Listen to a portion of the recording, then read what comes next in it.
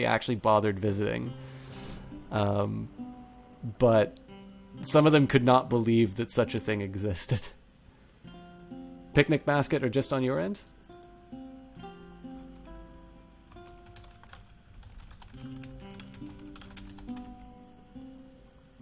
Alright, so apparently the stream has died. Oh, stream isn't dead. Never mind. False alarm, folks. Let me just double check that Twitter didn't get spammed again.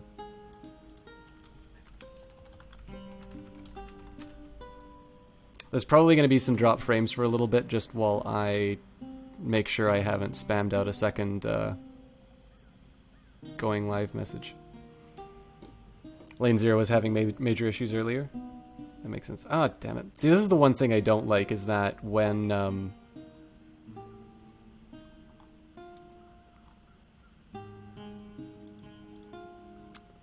whenever the stream goes down... Oh, damn it.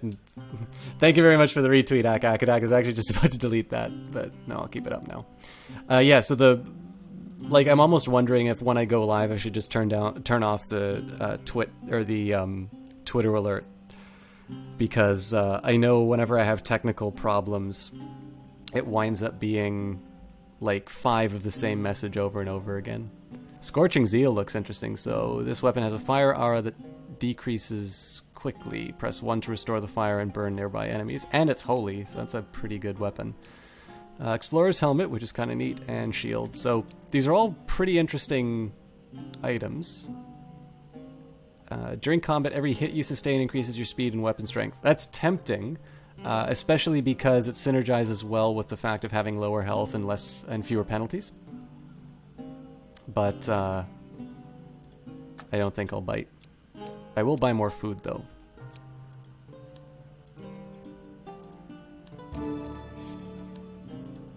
I think I'll just pull myself back up to 20.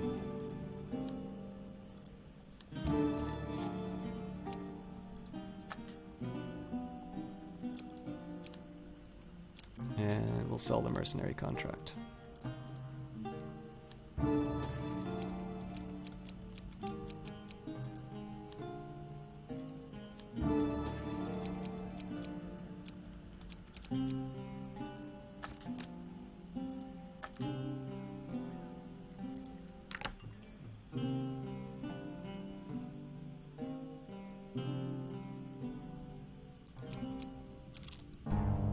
Dead King's Hall. The king is one of the players in our great mystery, yet here he lies, dead and unforgiven. His time is now long past. You see an ancient ornate coffin in the main burial chamber. It may hold spectacular wealth, but it will surely be guarded. Draw 2 monster cards. 4 of plague, so 8 rats. Oh, and 50% chance of huge failure of huge success or failure. Tell you what, chat, it's a coin flip, so let's throw out some numbers. 1, 2, 3, and 4. I will...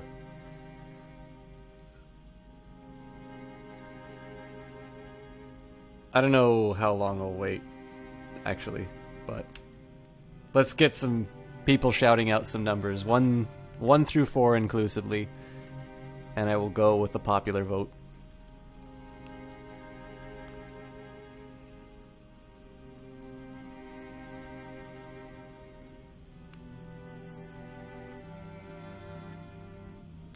I got 1 vote for 2.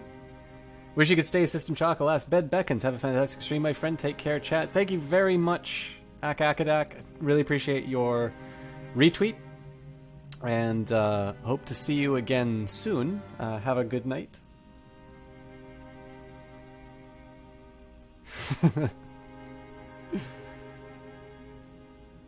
Two, 3, 4, just to keep things even. Kite votes 4. T. Clark votes 2. Forever. I think that's what we'll get.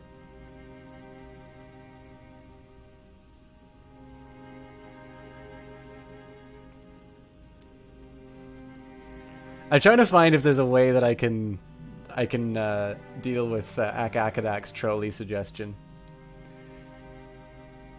Take the power of -1. 9 divided by 6. Still doesn't work. Alright, so we've got 2, 3, 4, 4, 2. So we've got between 4 and 2. Goodness, Sleepbringer, Rebecca Fanboy, and Kite. Thank you, and be well, gentlemen.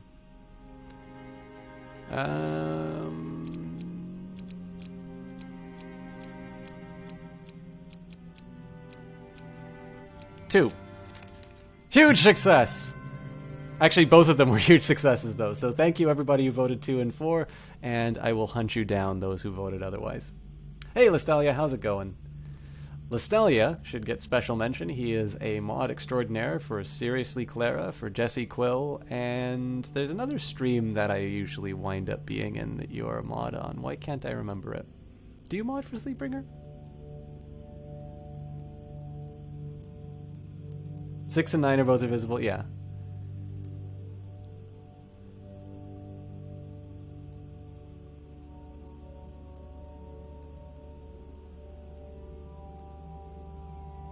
Just dropping in and out quickly on mobile. Have a great rest of cast. Thanks, Listelia.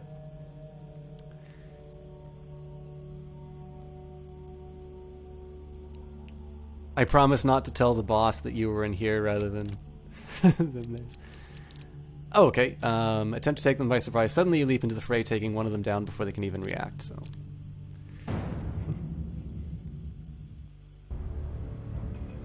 RIP Superior plays. Ewok Fuzzy Nuts. Oh my goodness. Okay, so we're getting more of the Team Panda crew in here. We've got Ewok Fuzzy Nuts, another great member of...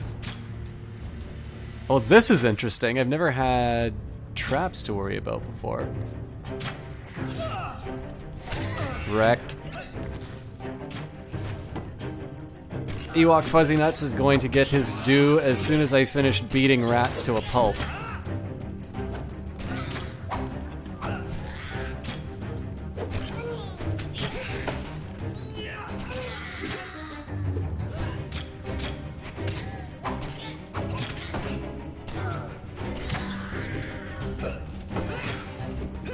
There we go. Okay, good night for real, Akadak. So, Ewok Fuzzy Nuts. Another member of Team Panda, so I know, again, we've kind of been over the fact that I'm telling you to follow everyone on Team Panda, and that is not just loyalty to this good stream team, but the fact that it's... I'll maybe give you guys an idea in terms of how Team Panda works. It's set up by the streamer Seriously Clara, who didn't want to just put a community together in terms of maximizing the number of views, right? Like, she's partnered, she's doing perfectly well for herself in terms of attracting views, and she's got a very good cast on her own. What she wanted to do was create a stream team which was focused on kind of sort of this thematic commonality. So it's a similar style. Everybody has their own unique way of doing their stream, but the idea in terms of high levels of viewer interaction, a little bit more focus on the quality of the caster, the personality behind it, rather than any skill of the games, or, you know, there are some streamers who have incredibly impressive layouts, and then there are some streamers like myself who are kind of like, in my case, it is something of a conscious decision that the game space is sort of sacrosanct, so I don't like putting a lot of distractions on it. And it's not necessarily to say that one method is better than the other, but it's just a reflection of a personality. So when I give these recommendations in terms of Team Panda, these are people who I will be spending my spare time watching myself. But in order to join Team Panda, the criteria are people like Clara's mods going through these applications, picking people who are kind of positive, contributing members of a community, people who are able to be mutually supportive of one another, and just are demonstrating a set of qualities which are a little bit more about personality rather than just, hey, this is a guy who could spend a whole bunch of money on graphic designers and, you know, and a good streaming setup. So if these recommendations seem routine, I have the benefit of knowing these people through the fact that they're on the same team, but the recommendations are genuine. In the case of what makes Ewok Fuzzy Nuts unique, one is I actually originally met him on doing a Minecraft stream, and I have to kind of hand in my nerd card because I've yet to play Minecraft other than like a sort of a early beta tablet version of it. But I remember my first memory of being in his stream was he was explaining Minecraft to me, which must have been a bit of a unique situation because, of course, everybody seems to know what that game is except for me. But I've had a chance to watch him a few different times. So he's been playing Final Fantasy recently, 14, the MMO, Heavensward. I've watched him play The Witcher 3.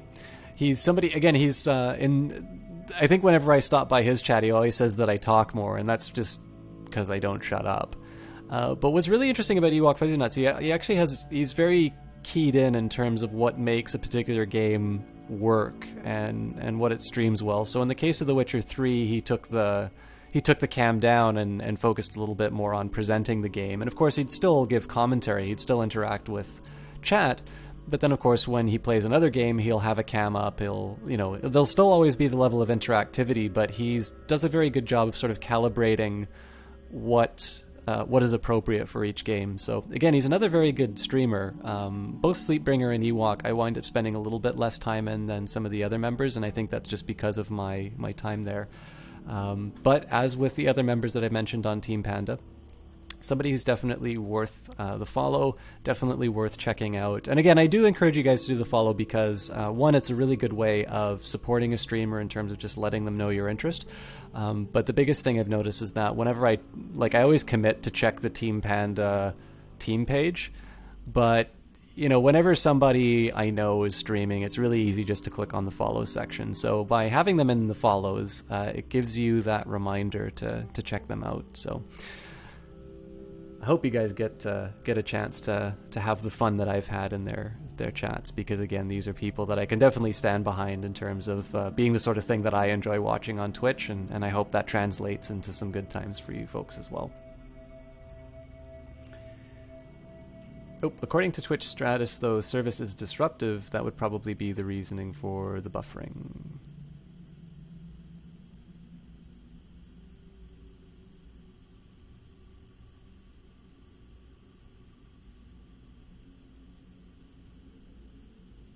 On the note of buffering, I notice I've got a lot of drop frames, but it seems to have evened itself out now, so sorry about that. Wealth and health. A recipe for a happy life. Whenever the player... I doubt things will end that way, mind you. Whenever the player receives healing, they also gain +1 gold, no benefit if they were already fully healed. Fair enough. And more food than I know what to do with.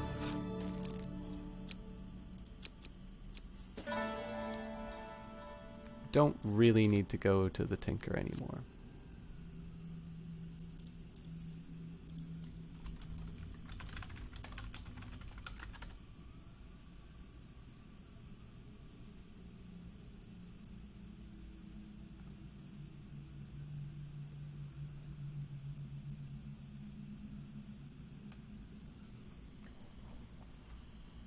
Oh, I should play Minecraft with... Okay, cool. I'm noticing, so I did have a big peak of dropped frames, and I suspect that was just... I noticed that my phone started downloading an update, so I shut that down pretty quickly, which probably explains it, but... It's funny, you used to love MC, but you never stream... you'll never stream that game again. Well, I remember, like, the first stream I got to see you, you were being trolled. Don't have enough time to watch all the streams that you want to watch. Yeah, I mean, it's one of the reasons why I hope I don't get too, needy when it comes to recommending streams, but it's really easy to, to have streams fall by the wayside just because there's so many options out there. So if I can advocate for some streams that I spend my time in, I want to do that. But again, I also, I push because I also know how easy it is to... to have new streams fall by the wayside. And I'd really be interested in trying out Minecraft, but I mean, I don't own it, right? And I have a lot of games that I haven't played yet, so I've been holding off even considering on picking it up, but maybe one day in the future, I'll see.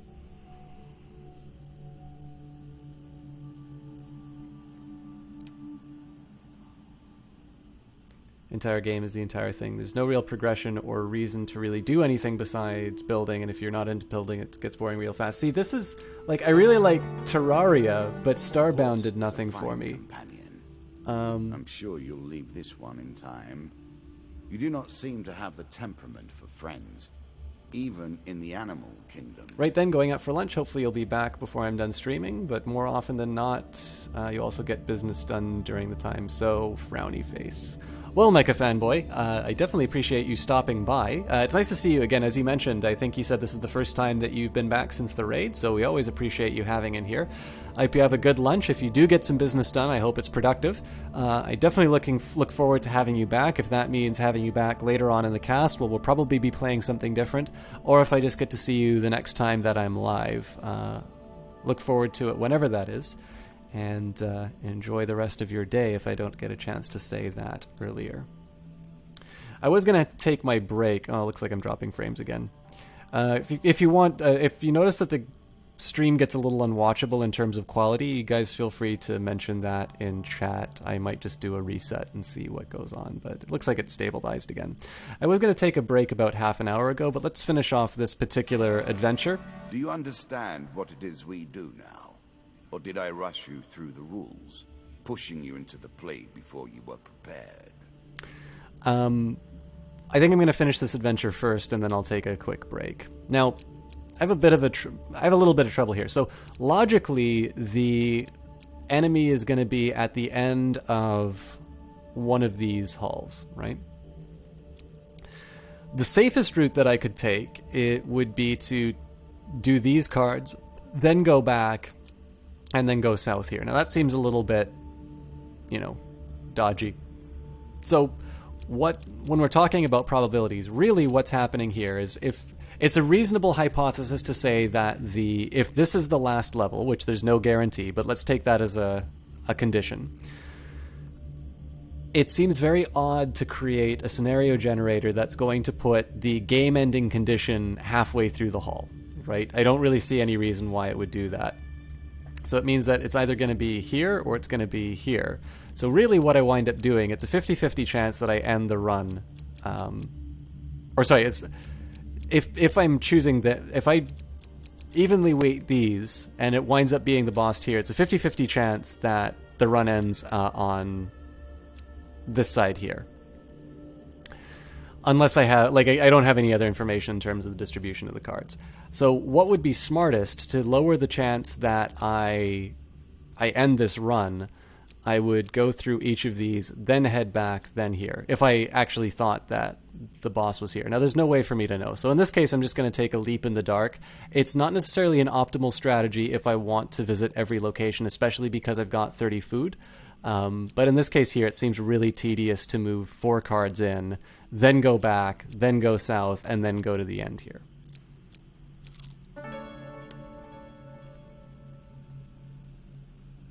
It's a pretty big update for Starbound recently. You've been meaning to give it another go. Honestly, that game was, by their own reckoning, was supposed to be out in 2013, and I think they've treated their early backers extremely poorly, so... I know I get salty about this stuff, but Starbound people can go to hell unless they impress me.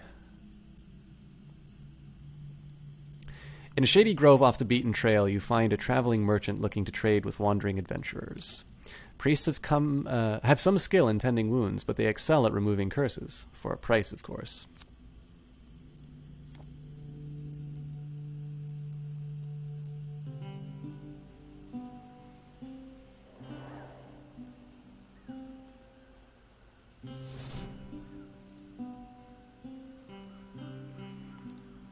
So I can buy blessings and remove curses.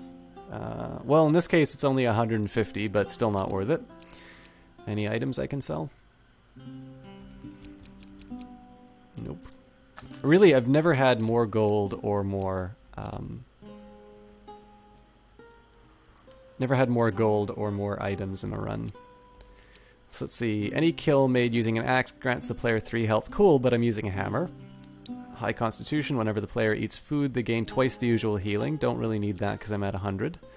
Toxic blood. Any hit the player during combat has a chance to poison the attacker. Cool, but I'd rather assume that I'm not going to get hit, so we will buy nothing.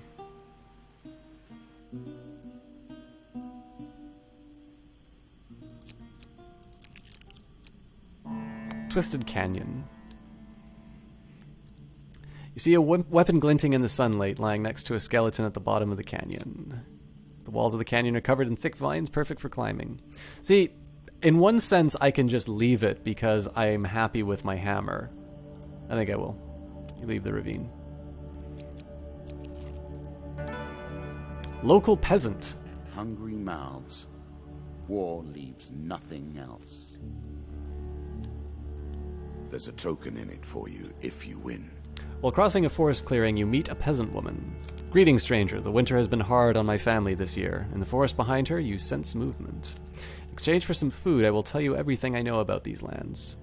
Well, I mean, I've got 27 food, and I'm operating under the hypothesis that it's the last level, so I'm actually going to give her 5 food. The woman takes her food eagerly, passing it to some children who suddenly rush from the forest, hands outstretched. You've given us enough food to survive the winter, stranger. She retrieves a sack from behind a bush. This was my husband's before he died. Please accept it as thanks. Draw 1 gloves card. This card's token is now yours. Fleet cuffs increases the wearer's movement speed, so we've got 2 items which increase my speed. 1 piece of each type of equipment, and you're ready to take on the world. Achievement unlocked. By the way, one feature I really like about this game is that your opponent will actually give audio cues after you hit certain achievements. That happened when I got the ninja achievement as well, so that's a nice touch that they brought in. I really wish games did that more. The only other game I can really think of that incorporated the achievement into an actual event in the game was Portal 2, at the part where he kills you.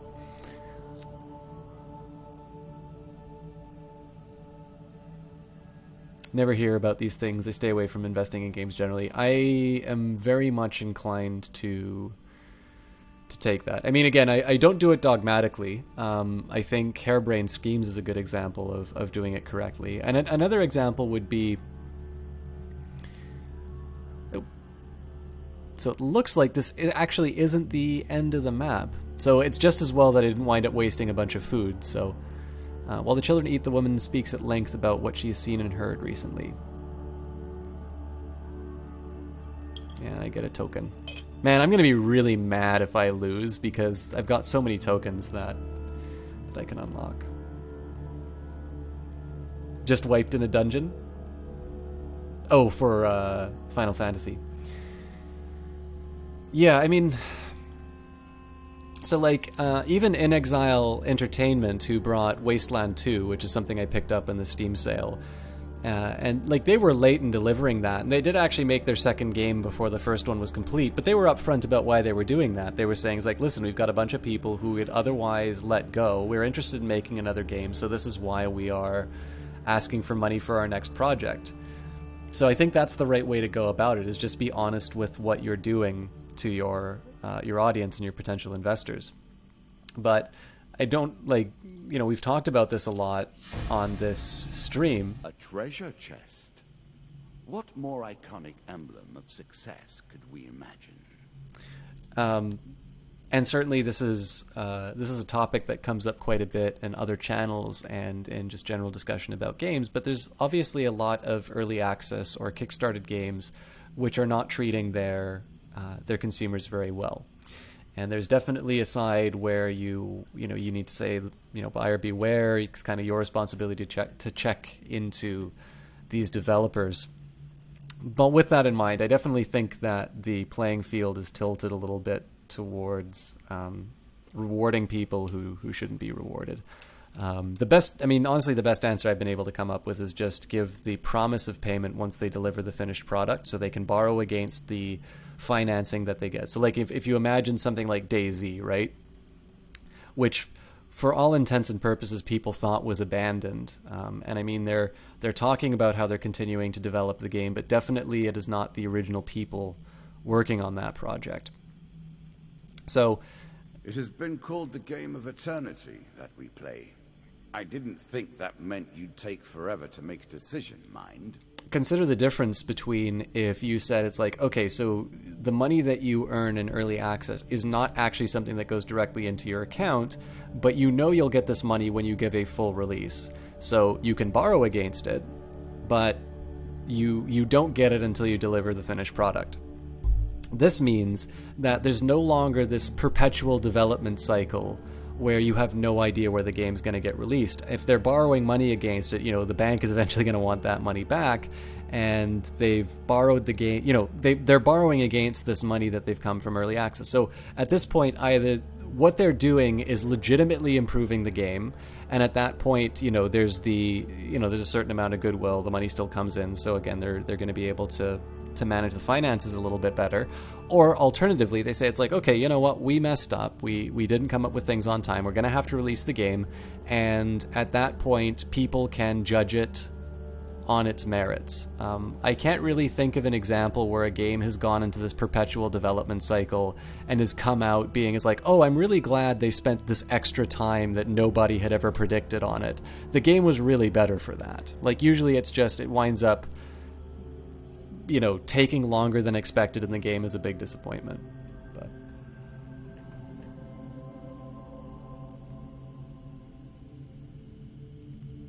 anyways, approach the treasure chest. Oh, 50-50 chance again. So 1, 2, 3, 4. I leave it to you, chat. You did such a good job last time. Let's pick a number.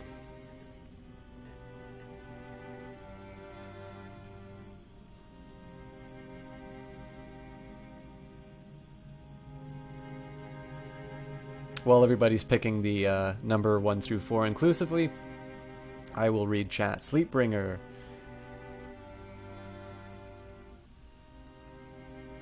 I totally misheard how it was such a joke. Well, the children eat the woman. This game certainly took an interesting turn, yeah. Sleepbringer is going to resub since you don't have to pay monthly for WoW anymore. Not pay monthly for WoW because you are not, like, you're using your gold to continue to pay, or because you're just not playing WoW anymore.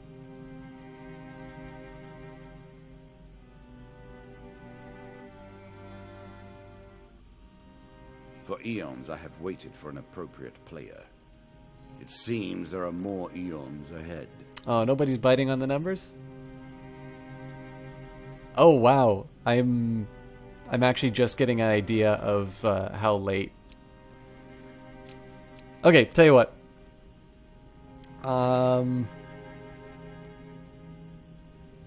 only now just realizing what the delay between chat and the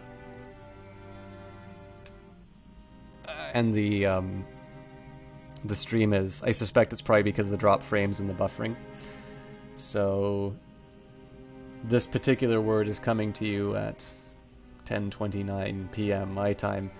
I probably won't take a break now, but there's going to be a bit of an idle moment just because I have a feeling everybody's going to start putting in numbers right around the time that I make it. Actually, you know what? Screw you all. Thank you for your numbers. I haven't been able to read them yet, so we're just going to go with number 1. Well, that's what I get. You move carefully, forward carefully, but suddenly hear a click. Gas trap. The room begins to fill with deadly gas. Attempt to escape the gas. Success, failure, failure, failure, or huge failure. Choose from these options. Still don't see anything in chat. Well, you know, I could have pulled out the random number generator, but let's do number 3. Success! You dive through the billowing clouds to reach the other side safely. You approach the treasure chest. Win this and claim my token. Aw, screw you, Superior Blaze, for picking 1. That's what got me in trouble. The treasure chest looks battered, but still intact. What treasure might it hold? Attempt to pry it open. Oh, God. All right, 75% chance of success. So around this point, you guys are going to know the problem that I was having with the interactivity on chat. So unfortunately, I'm going to need to do this on my own. Oh, God. Treasure chest stubbornly refuses to give way to your attempts. You leave disappointed. Ambush. Every game must include an element of surprise, wouldn't you say? Sometimes it is the human on the other side of the table. Slight rustling. Sometimes the draw of a card or the roll of a dice. Without it, the game is nothing but a computing machine. Slate wrestling behind you is all the warning you get that your life is in grave danger. Draw 1 monster card. 6 of Plague. I hate these rats.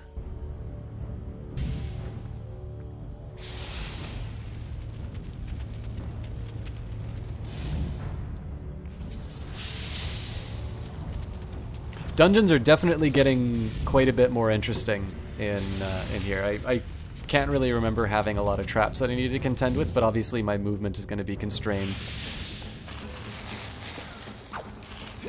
Oh, but it looks like it's burning them too.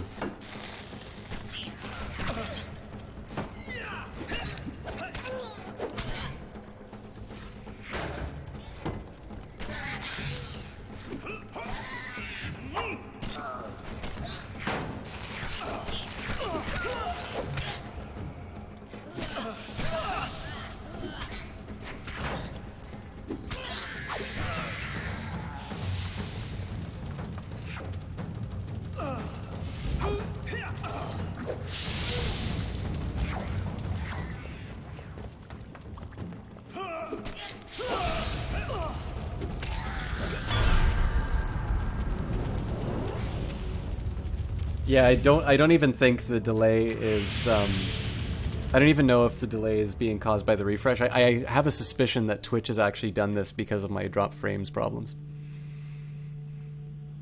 But yeah, 2-minute delay. Sorry about that, guys. That's the reason why I've been ignoring the chest numbers, just because it was obvious. Like, once people started talking about DayZ, I'm like, oh, okay, well, I remember being on that topic a few minutes ago, so sorry about that. I'll try and keep the interactivity as good as I can, given the circumstances.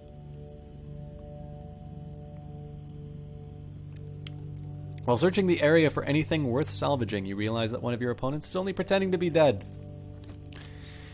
Oh, because I did so well on my 75% probability last time. You're 8 seconds behind now, according to Twitch. Okay, cool. I had no idea that you could find that out from Twitch, actually.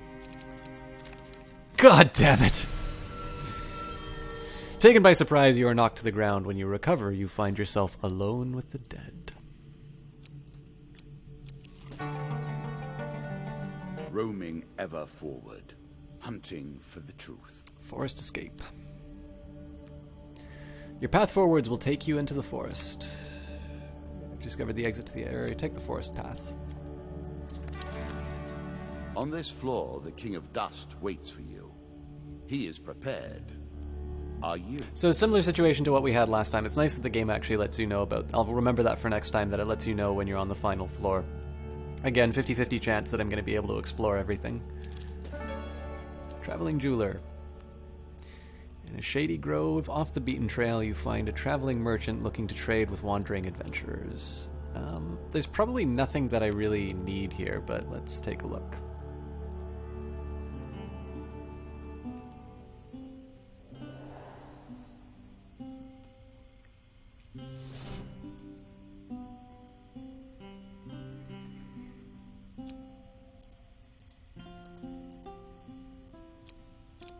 Can't buy any items.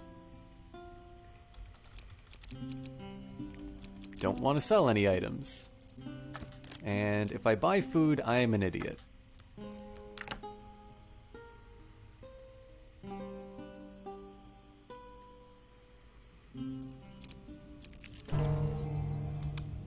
Goblins. Oh, God. One night you awake and find your belongings being rifled through by goblins. As soon as they notice you stirring, they run away with a piece of your equipment. They have also stolen some of your food and gold. I really need to get the equipment back. Scramble your feet and chase after the thieves. So you could get a d20 and choose that way. 1 to 5 card 1, 6 to 10 card 2, 11 to 5 card 3, 16 to 20 card 4. Would restarting the stream help with the delay just a bit? On my end or your... I mean, I suspect it would appear that restarting my stream would help with the delay because that would force you all to refresh. But if dropped frames is what's causing that, I've already unplugged everything that isn't related to this computer. So I don't know if that would fix it or not. And you right-click the screen for video playback. Yeah, and T-Clark, I don't think I have a D20 available right now, but I know the last time I played this one I wanted to choose randomly. I just brought up the stats program that I use, and I just did a draw from a random distribution of 1 through 4. But I mean, clearly this game is built to be able to handle that without any official RNG. So I kind of know how this encounter works as far as the... Oh man, they took my shield. I really need to get that back.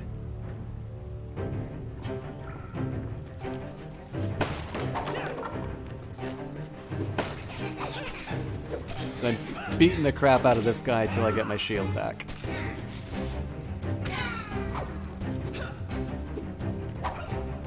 Okay.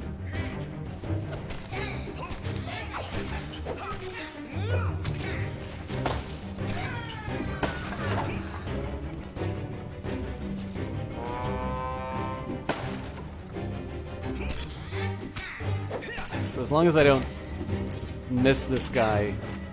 Yeah, there we go. So that's the first time I've actually been able to get everything back. The biggest thing I wanted to do was make sure that I was between them and their portal.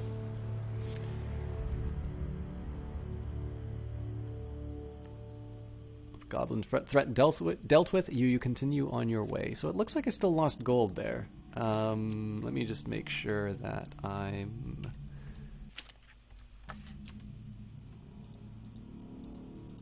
got my shield equipped. Yes.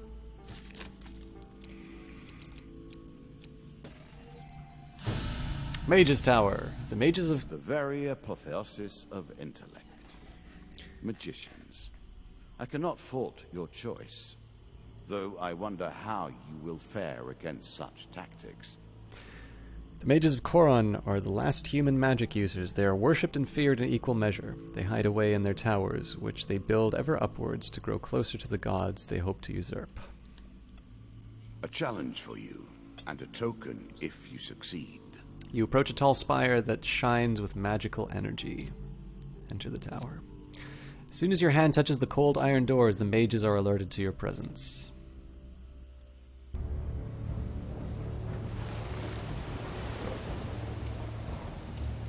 Two of mages.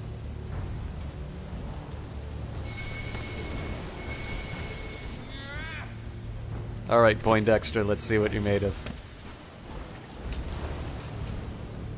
That's not two.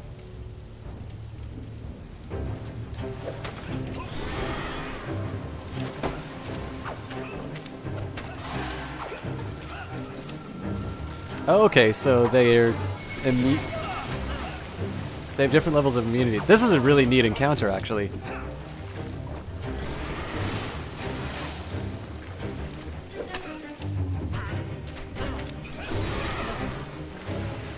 So you can't rely on the same dodging tactics. And this immunity ability is another interesting variable.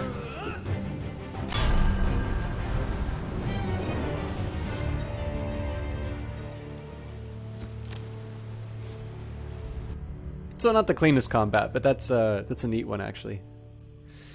You made an enemy of the Mages Guild. This card's token is now yours. I don't think the mages will forgive your transgressions there. Release the mages. Desert Storm. Nature is the greatest threat, even with the queen now dispatched. Be swift. So many tokens. You are traveling through the desert when the dust storm approaches. You may be able to reach the safety of some nearby hills before the storm hits you. I can stay where I am or run for the hills. We are cowards. Success, success, failure, or huge failure. Given my luck, I will probably get huge failure. Storm sweeps over you and you struggle against the blasting wind and sand. The dealer draws 3 pain cards. This card's token is now yours. I lose 30% of my gold. Oh dear. 1 equipment, man. Oh, it's just the speed. And 5 max health. The token is yours. Let us see what you do with your newfound ability. So it's a shame that I lost the speed, but that's definitely... Like, if I lost my weapon, I'd be done for. And King of Dust, so a little unlucky Very for me. few are so foolish as to deliver themselves to the king. The king is fierce in battle, but loyal to his troops. He can choose to heal them during combat. Oh, that's interesting. Okay, the King of Dust broke faith with the king in a country long ago, but has made himself rich in power. Oh, we already read that. We play for a token now. So that almost makes an argument to kill the king before his ads. Alternatively, I do a lot of damage, though, so I can probably wipe out the... I mean, it's only 4 bandits, so I can probably kill them before he heals them. Oh, but he's up front, so let's clobber him.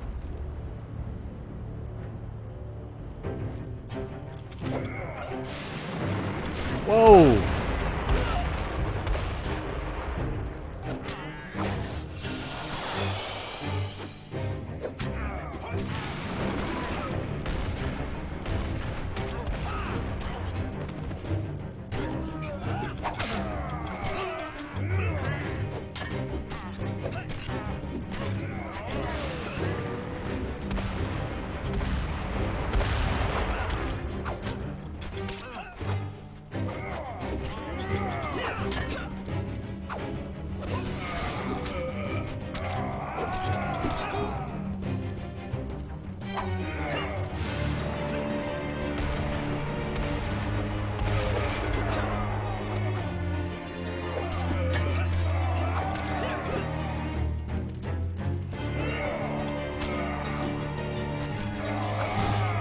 Damn it.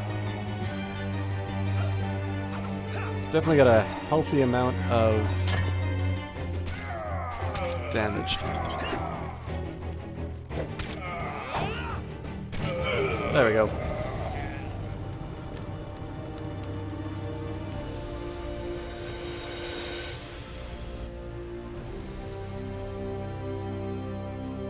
There are many who will be pleased that you have defeated the likes of my lesser king.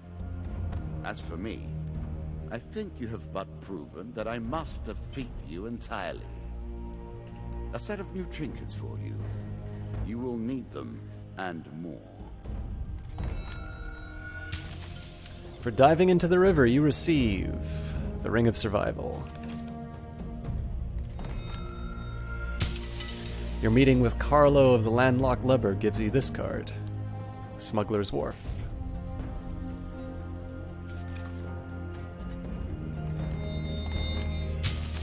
For defeating the bandits who looted Embertown, you receive the Ring of Justice.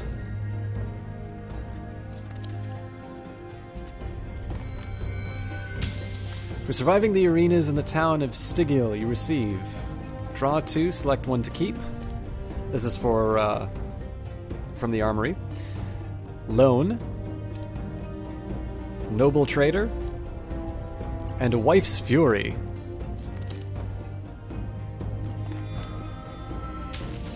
For feeding the local peasant woman, you receive map, draw 3, inspect and put back, and the Great Helm of Reinforcement.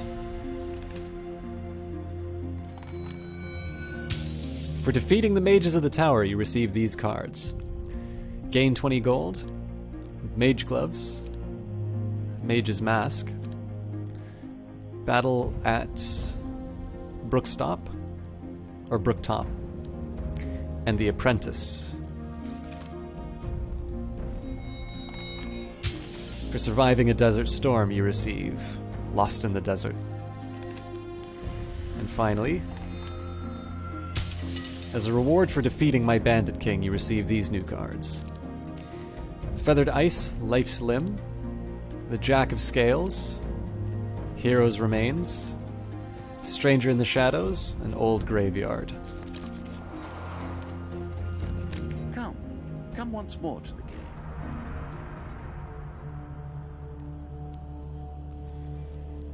Superior Blaze is running through Titan Souls again. New Blaze start learning to speedrun it. Ronsith, how's it going? believe that's the first I've seen you in chat tonight, so welcome. I apologize if you... Well, if you've been lurking, then I hope you've been enjoying yourself. If you've just arrived, I am going to be a little bit of a pest and take my first break for the evening. I am 1 hour past. I definitely need to take a second to get up, stretch, refill my water, and just generally take care of myself. I encourage you guys to do the same. It'll only be about 3 minutes, but give yourself a little bit of a stretch, especially if you're been sitting down for a while. I will say I like that encounter quite a bit, but I will chat about it. If you'd like, I can definitely take some feedback in terms of whether you'd like me to do another round of Hand of Fate, or if we can move on to one of the other games that I had planned for tonight. Planned is maybe the wrong word, but I will take a minute to give myself my rest, and I'll come back and read chat and see if there's any feelings in terms of whether we should stick with this game or we should try something new. See you guys in a little bit, and thank you for stopping by.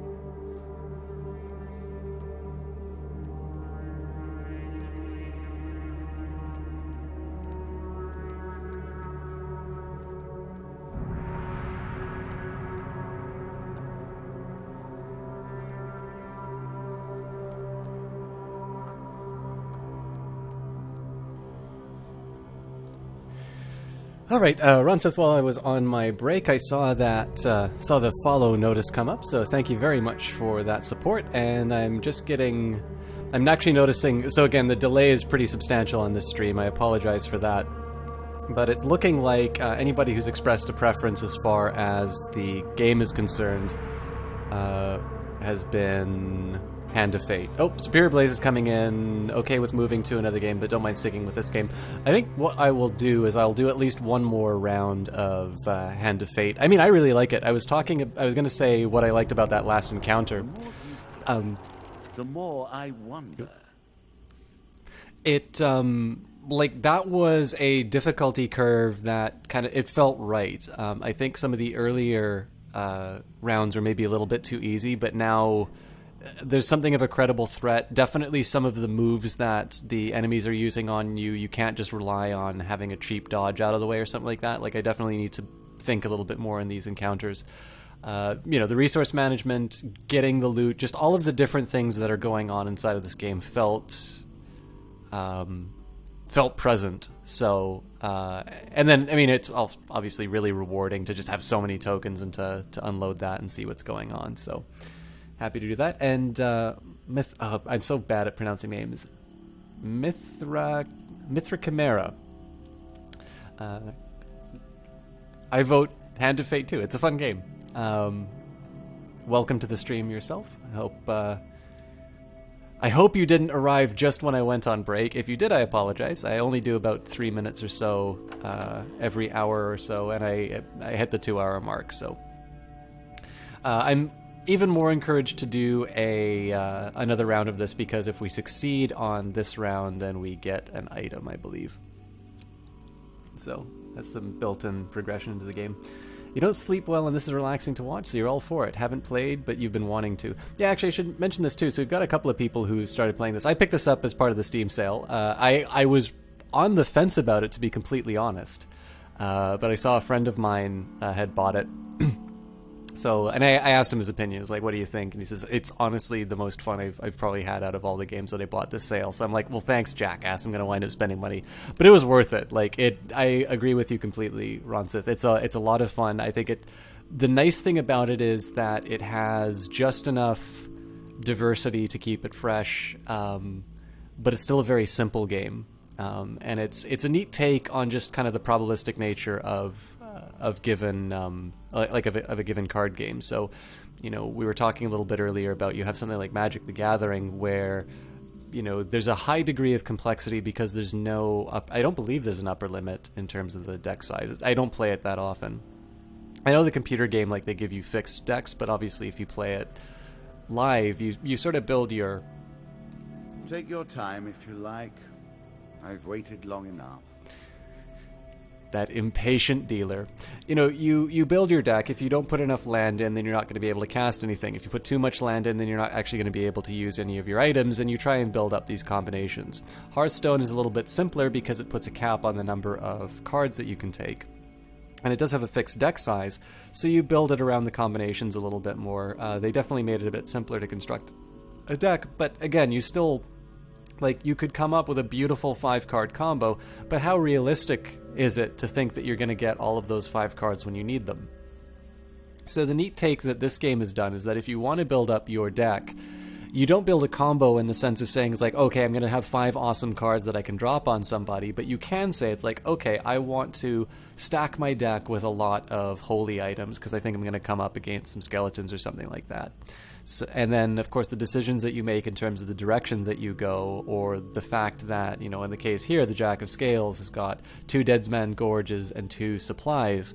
These aren't necessarily bad things these aren't necessarily going to be bad for me, as opposed to the King of Dust, where I knew that I would have a lot of 6 bandit encounters and a lot of ambushes. So, if I wanted to get into the deck construction part of the game, I would focus more around heavy combat. There actually wasn't as much combat as I thought there was going to be. But if you want to play the odds, you sort of prepare yourself that way. So, it's really the first time I've seen a game take that kind of tack. But I think it's a neat way of doing it. So. T. Clark has found a virtual dice roller on the Wizard site, so I got a 4, 6, 8, 10, 100, 12, and 20. Yeah, but again, I got my stats program if I want it. Like, here, okay. Just to prove that I can do this. Also, because I need practice with R, I can't actually remember how I...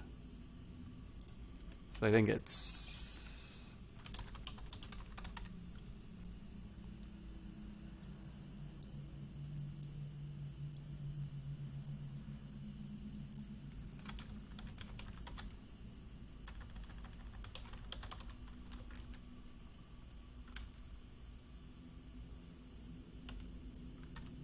There.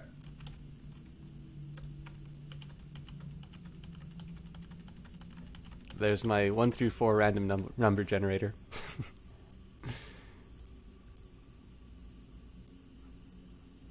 And yes, for those of you who didn't realize, many of the technical defects on this on this stream are because I'm streaming on a Mac. This is my school computer. And by the way, I don't think I said this before. I'm really happy that you're here, but I do hope that you're able to get to sleep soon. I love the fact that for the last couple of streams, it feels like we've been getting double digits in terms of viewers, at least in kind of the peak periods, and I really appreciate the support like that, especially because you guys give me interesting stuff to talk about from chat. But I don't want anybody missing out on sleep on my behalf. But if my sonorous tones will take you to Slumberland, I'm happy to do that. Archmage Theron says, you played this game for a while, you really, really like it. I do too. I think it's fantastic. And Superior Blaze just beat Titan Souls again. Okay, fine. I will consider playing it later tonight. But I mean, because you've beaten it, you'll probably just backseat the hell out of me and tell me what an idiot I am. Alright, so what are we going to see? Let's read the lore for the Jackasset Gales first. Their latent magical abilities make these lizardmen feared by all, even their own kind. So, theoretically, I should be building should be building up on ice items. Heavy arrows and combat projectiles travel at half their usual speed, but inflict twice the damage, so I suspect that makes it easier for me because I've usually been okay at blocking the projectiles, but we'll see what happens there. I was worried that it was saying that projectiles would be unblockable. And mana drain. Cooldown times for weapons and artifacts are doubled. Oh, that's probably the special abilities, though, not the actual swings. So, the suit of scales are represented by these lizard men. Quiet, patient, lethally subtle, and coldly intelligent. Of all the creatures I have incarnated as suits, these please me the most. So, I've talked about the appeal of the deck building components, but I just do the recommended deck. I suspect once I start losing, I'll maybe consider building them. But generally, the choice it seems to be making have been reasonably intelligent, and I'm not that seasoned in the game yet to be able to decide what's a good and bad choice. So we'll just run with it, and I want to get into the action. You've taken one of my symbols, but now we begin to play in earnest. My scepter is at stake, and I do not intend to lose it. Despite the fact that there doesn't seem to be any story behind this guy, at least explicitly, really great voice acting, and really interesting character. Like, even, it's, this is the kind of stuff that you see in... Scales. I have saved the lizard men for now, but the stakes have been raised. There is no weapon I will not use against you. This is the sort of stuff that you see in, old Scandinavian art house films, right? Playing chess with death and stuff like this. This idea of playing a card game at the end of the world and things like that. It's just it's a neat little environment, and I think they've done a really good job of selling it and creating this really interesting atmosphere for what is, in very many mechanical senses, a very simple game, but incredibly effective one. So it's also really interesting that they did this in the Unity engine. I always like the fact that really you can see the tools that anybody can use for free now, and what somebody's been able to produce with it. Clicking roll is so much easier. Very soothing, but thank you. I'm going to call you Mithra if you don't mind. So, Kite260Chalk telling you how do you live your life. You'll sleep when you want. That's right, Kite. Don't take no guff from Systemchalk. Press on. Forest escape. Your path forwards will take you into the forest. Well, it's cool that we got to the end, but I actually want to get loot, so... Mr. Lionel.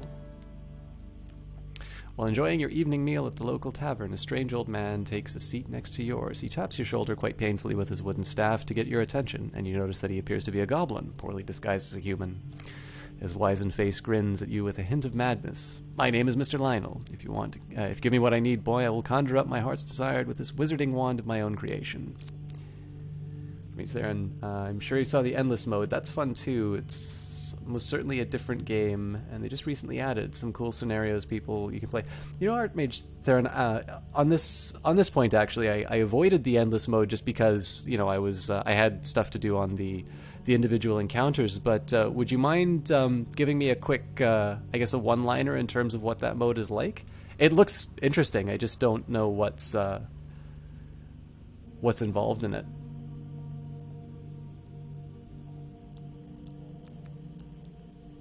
So if I ask him what he needs, it used to give me a shield. I don't know what it does now that I automatically get the shield. I could give him bread for my plate, although I'm going to be wasting quite a bit of movement as I go through each individual zone. But let's risk it.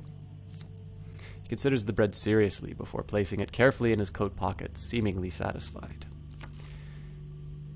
He then sits considering you for a while before slapping the table with his hand. Aha! I know what you need. Mr. Lionel brandishes his staff and smacks you on the head. When you come to, you find yourself in a place you don't recognize, with your blanket tucked comfortably around you. The Maiden. One day in a shady forest, you encounter an elf maiden. She stops to greet you. I am Marith of the Forest Folk. My people have long helped the mortals of this realm. What boon would you ask of me? So, we were talking about this in the previous stream. Ask for Longer Life is an improvement to your overall health. I can ask for supplies, gold, or to be blessed. In this case, I'm going to ask for supplies, because if this first level design is any indication, I'm actually going to wind up wasting a lot of food by retreading. This bread will sustain you for many days. The dealer draws 2 food gain cards. 5 food and 1 food. I'm sure you are grateful for that. Remember, mortal, that bold heroes make for great ballads, but survivors think twice before meddling in the affairs of gods and monsters. Again, actually, some new faces in stream as well. It seems that there's up to a 2-minute delay on the current stream, so if I seem unresponsive, I will very likely get back to what you've written in chat. I apologize for that in advance, or rather 2 minutes after the fact, because you've probably already figured it out by now. But in this case here, I'm just kind of dealing with my bandwidth constraints, it seems like. So I suspect if you're sufficiently patient, you'll hear me respond to the messages that you send. It's definitely not intentional that I'm not responding immediately. To me, I'm responding immediately, but I appreciate to you that it might be a little later than you might be used to. Twisted Canyon. So we are going to go for the weapon this time, because I'm currently just wielding an axe. Climb down to retrieve the weapon. Alright, so my tendency to screw up a 75% probability draw is, I think, defies all sense and reason, but because I can't ask chat anymore for what number to pick, number 3. Success! Very carefully, you make your way down to the bottom of the canyon. You retrieve the weapon from the ancient corpse. Draw 1 weapon card. Scorching Zeal, 32 fire. Equipment with this trait belongs to the Flame of the Ancients, doing extra fire damage. However, lava golems will shrug off fire attacks with ease. Well, hopefully we don't run into lava golems. 32 damage, fire and holy. So okay against undead. Probably nothing to write home about against the lizard men, but fortunately they're not immune to heat. Alright. Thrawn says, it's endless, in which you continue to go through the levels that get bigger and bigger. Once you progress a level, he puts more hard minion cards in the deck and you draw a pain card. Okay. So in that case, the food probably has a little bit more meaning, because I notice... Work your way through the woods and see what lies beyond. I notice most of the time that I've been playing these rounds, I usually have a surplus of food. Now, part of that is by design, but I tend to notice that food hasn't... I've really only had one point where I actually run out of food, so it seems like you push as far as you can. The point is to get as many points by going on and to progress the main storyline of the endless mode that you're in. I appreciate your efforts. I worked hard on this game. It is a pleasure to see you play. A ship at dock is worth nothing until it sails. There's really, I mean, I still intend to go visit all of these here, so I might as well start with the easy one. Okay, hitch a ride. It's better than trudging along a muddy road. Certainly. That was the least desirable outcome, because I did intend to visit every location. So in that case, I just wind up... Open the chest, see what it contains. I'm curious. In this case, I wound up spending... In this case, I'll spend the maximum amount of food if I actually want to visit every single one of these hallways. While exploring a dungeon, you see a treasure chest at the end of the hall. Approach the treasure chest. 50-50 chance as usual.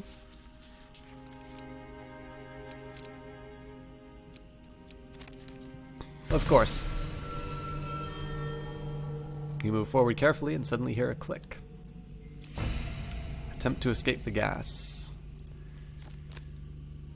Well, at least this one's a 50-50 chance. A choice. Select your desire. You dive through the billowing clouds and reach the other side safely. Up to this point, I have never failed. Oh, Mithra. Thank you very much for the... I would never want to belong to any club that would have someone like me for a member. Thank you very much for the follow. Glad that you're getting... well, I mean, in one sense, you're conscious enough that you hit the follow button, but I'm glad you're getting what you need for your your sleep aids. So yeah, so far I've been able to dodge the effect of the gas trap. I suspect it probably just involves drawing a pain card, but that's just a guess. Approach the treasure chest. Again, a token is at stake. Treasure chest looks battered, but still intact. What treasure might it hold? Attempt to pry it open. And as is usually the case, I will defy all sense and reason by picking the 0.25 chance of getting the card I don't want. Okay, well, apparently the more I decry my ability to pick one card of 4, the more success that I have. So, after a mighty heave, the lock gives way and the spoils are yours. Dealer draws you 4 gain cards and the card's token is yours. So 10 gold, 15 gold, 15 gold,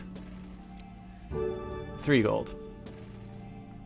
And the token, which is the thing I actually want. Onward and downward. Embertown Hero. So this seems to be a fairly easy way. I mean, this actually isn't a bad one because if we... Unless it's bandits again, this might actually give me a preview of what a fight with lizardmen is like. You come across an injured adventurer whose battered and bloodied armor tells you that he's seen combat recently. Ask him his troubles. I've been chasing a pack of thieves that attacked a home village of Embertown. I killed some of them in the ambush, but I fear that I lack the strength to chase the rest down.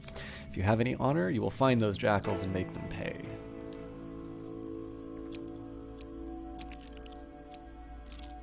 Definitely need to consider I like my nothing food. more than the chance to see how you handle yourself in these circumstances. You've caught up with the Embertown village raiders who call out, "Stay your hand, adventurer, and we will share the spoils with you." Refuse to deal with the thieving scum. You tell them to ask their gods for more mercy than you are about to show them. The dealer draws you 1 monster card. And it's the 2 of dust, so hopefully a simple encounter. They move in for the kill. Definitely need to reconsider this idea of visiting all of the locations, though, because I'm going to run out of food way too quickly. But we do get to see what the fire is like.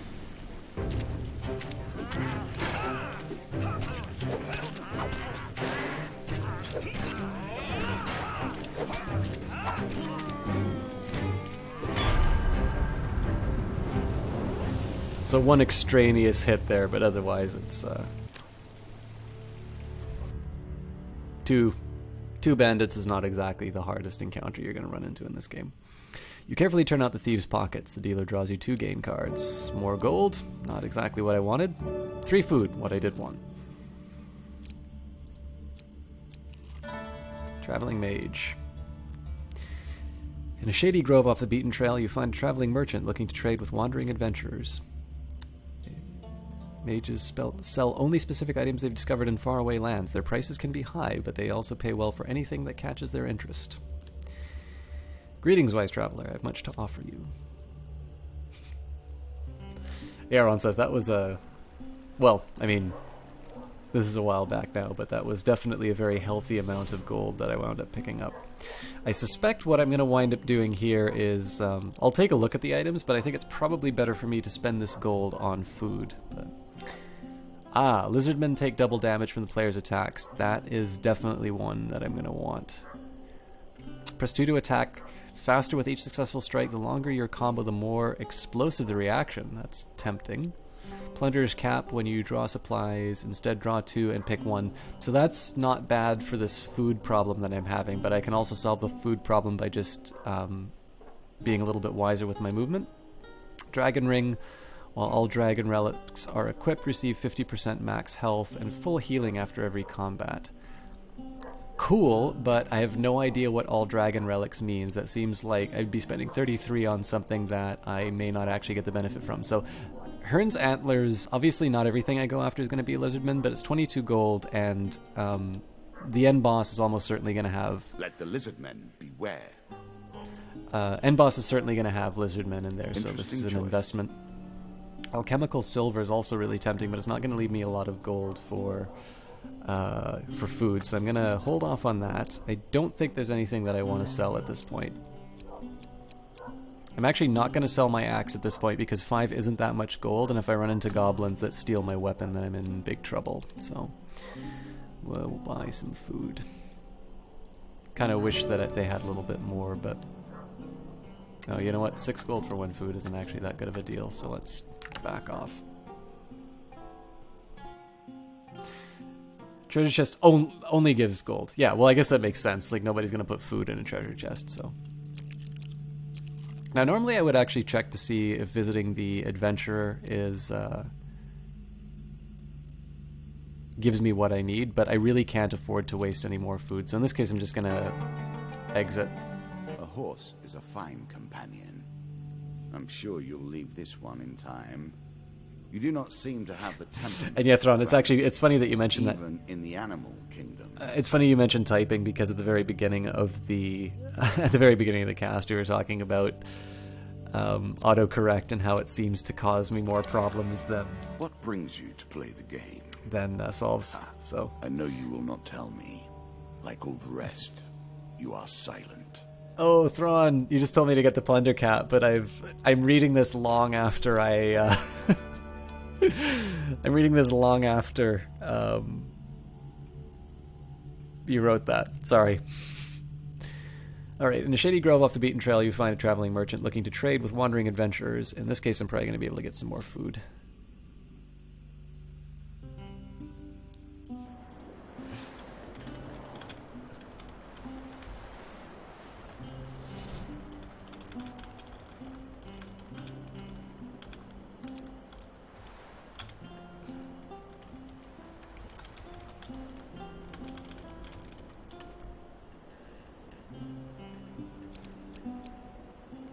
Alright, we'll take a quick peek at the items. So we've got an explorer's helmet. I've already got a helmet, so I've already kind of committed to what seems like the suboptimal choice.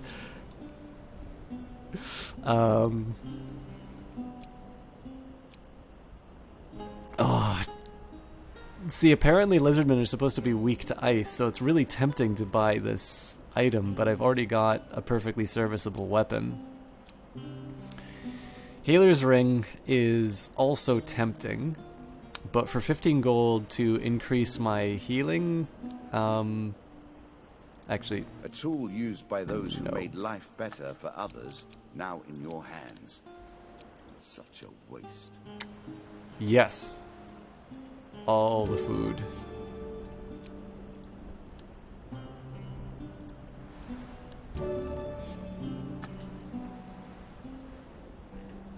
Some people may put food in a treasure chest depending on how much they value their noms.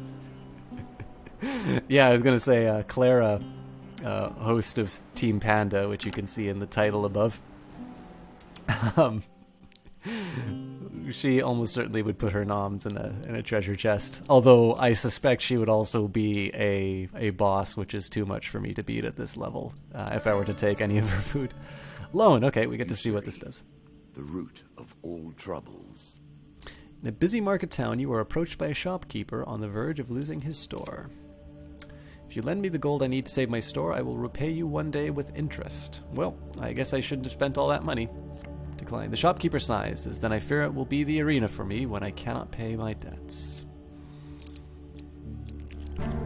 Ratman hunting. Of course, killing their leader is a fine way to provoke them. You stumble upon a Ratman hunting party. Prepare to defend yourself. The dealer draws you one monster card. 6 of plague, so it's going to be an interesting... I'm really bad at taking hits from the Ratmen, so we'll see how this goes. I keep forgetting, I think 1 is like the special ability for this weapon, but... I am lazy, so... I guess I can hit 1 just to see what it does, but...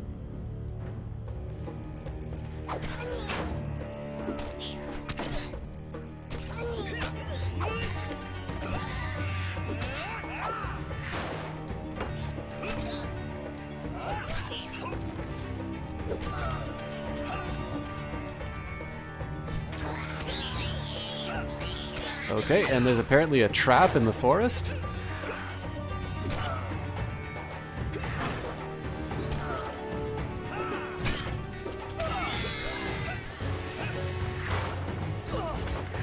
Damn it!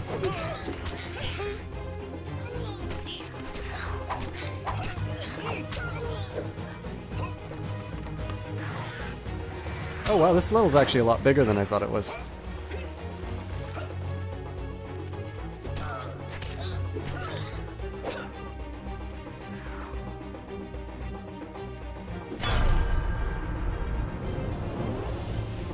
So, I mean, let's face it, that wasn't the cleanest combat I could have done, but this is not a stream of skill. This is a stream of constant babbling while I play a video game. It's a weird form of radio. Dealer draws you 1 food card, which is exactly what I want. I mean, I'm sure you're grateful. Food worries aren't as big now that I have a more linear path, but I have no idea how deep this dungeon goes, so... Noble Trader. Noble in mind, or simply noble by... Clara loves her noms. She wouldn't be content with a treasure chest. She'd probably use a bank vault. A nobleman approaches you on a chariot. As you walk the streets of Stygial, he notices you and comes to a stop. Greetings, mercenary. I'm a collector of rare weapons, and yours intrigues me. Would you part with it for gold? Not a chance. Disappointing, but my own fault, I suppose, for expecting to find a business-savvy peasant. He rides away. As tempted as I am to get that token. Goblins. So watch, they'll take my weapon and I'm going to be upset. One night you awake and find your belongings being rifled through by goblins. As soon as you they notice you stirring, they run away with your weapon. They also have stolen some of your food and gold. So, as you rise to your feet, retrieve your belongings, you realize that it's not only goblins stirring in this dungeon. Okay, so I definitely need to... Okay, in 2 of scale, so I get to see how my helmet works. I definitely need to prioritize the goblin that took my weapon. But I suspect this is going to be difficult to get all my stuff back. What's my stream schedule like? At the moment, Monday and Friday are the guaranteed days. I normally try to do 1 extra one on the weekend, but because I've had a couple of research projects to do, I've not been able to follow through on that as much as I would like.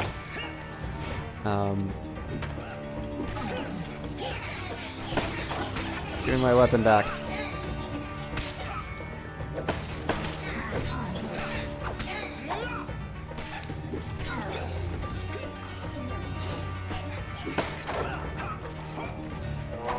Thrawn, thank you very much for that.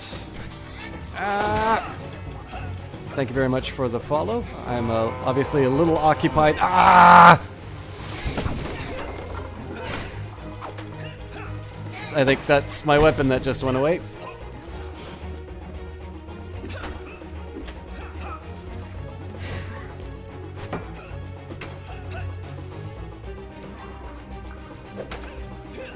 Alright, I'll address schedule and... Oh, there we go.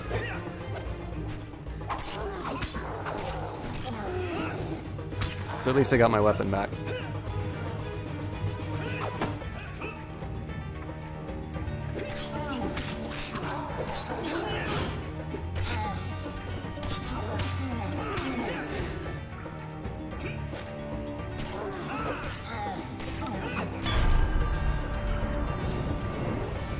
Alright, so yeah, Ron said, Monday and Friday for sure. Friday is a dedicated Crusader Kings 2 stream night, so if Crusader Kings 2 is not your kind of thing, it's definitely a much more complicated strategy style game. But if you like the dialogue, there's certainly a lot of that. Monday is a little bit more freeform. I've definitely enjoyed playing Hand of Fate, but we also have done games like Shadowrun, Dragonfall, Risk of Rain, a bunch of different games. For instance, tonight we might be doing a different game, but I do also enjoy Hand of Fate, so I might just stick with that for a while. And then if I can, I try and do Streams of Opportunity again. I try to do at least one other one on the weekend, and if I can, I do something over the week. But the biggest thing that I can do is make a promise in terms of being here for the Monday and Friday for sure. And then any other streams that come up, I take the opportunity. If there isn't the stream, nobody gets disappointed. But if there is a stream, then somebody can stop by and have some fun when I'm there. And obviously, if my schedule starts permitting, I try to stream a little bit more. But the summer has not been as accommodating as I thought it would be. Sleepbringer, the secret to unlocking Claire's secret potential is to steal her food. Forces her into her final form. Blood Gallade, how is it going? We don't have there's a substantial delay tonight, so your greeting is probably much later than what you were expecting. I apologize for that, but it's always good to see you here. Mecha Fanboy, will you kindly sleep? Oh, thank you, kindly sleep. Sorry, I thought you said, would you kindly sleep? Everybody's apparently sleep deprived tonight. They're all hanging out, trying to catch some Z's, so read that incorrectly, but good to see you again, Mecha. I'm glad we got a chance to see you. Oh, hang on. I'm missing more. Dear Lord, you want ice cream to be able to just curl up in a corner. Oh, man, Mecha. Sorry. Only now am I realizing you're having a bad day. I was falling behind. Terribly sorry to hear it, but leave that all at the door. Enjoy some Hand of Fate and possibly some Frozen Synapse later tonight. Video games are designed to distract us from such horrible things. Monday and Friday are definites. All other days are just bonuses if I can fit them in. T. Clark got it right. School is definitely more important. Agreed. Play a lot of EU4. Been meaning to play some CK2. It's actually, Ron said, it's really funny that you mentioned that, because I've got the opposite problem, which is I really got into CK2 and I could find it very intuitive, and I've actually been having some difficulty getting into EU4 just because I find the mechanics a little bit trickier. But I think I finally cracked the EU4 code, so I might be doing a little bit more EU4. Fridays are definitely dedicated Crusader Kings 2 nights. Risk of Rain, yeah, love it. 2 noob at CK2. And Thrawn, glad to follow. Against Lizardmen's shield, bashing them is really good. Stops them from blocking. You're off. See you later. Thanks a lot for the tip, Thrawn. It was great to have you in here. I appreciate you dropping the follow. Pleasure having you in here, and we hope to see you again. Have a great evening. What's sleep deprivation, Blood Gallade? No idea. I'm just making up terms. Alright, so we've got at least my gear. Ladder escape. To continue forward, you must first descend down a ladder into the unknown. Did you expect me to tell your fortune? No. A fortune teller is at their most base and despicable when they begin to believe their own lies. This is a little... Of course, I am different. My powers are genuine. So I think what I'm going to do here is I'm going to go one to the right, down, and then spiral around. I'll spiral around like this. So if this winds up being the exit, it's the optimal path to getting the most stuff. The fact of the matter is I really, seeing what happened to my food in that previous level, it's obvious I'm not going to be able to do a full search unless I get lucky. So in this case, I'm going to maximize the chances kind of in... Again, you're never going to know what the level looks like. But in this case, I'm going to sort of, in my view, take a somewhat efficient path that will maximize the possibility. But at this point, I'm kind of adjusting strategy slightly to say that I kind of know I'm not going to be able to check every single room, so I'll just do what seems to be a logical path, given this hypothesis that the exit's down here. So, call for the priest. In a shady grove off the beaten trail, you find a traveling merchant looking to trade with wandering adventurers. We will pass it by because I only have 4 gold and I don't want to sell anything. Dead Man's Gorge. You begin to see the nature of the questions we will ask. Do we look to the past or to the future? While crossing... Is your decision predetermined or made in the moment? While crossing the ancient rope bridges of Dead Man's Gorge, you hear sounds of movement from below. It's an ambush. Draw 1 monster card, and it is the 4 of Dust. So, I actually get a chance to practice Thrawn's advice because I forget what the shield bash button is. I think it's right click, but We will see. Should be fairly straightforward, actually. I may not get a chance to bash.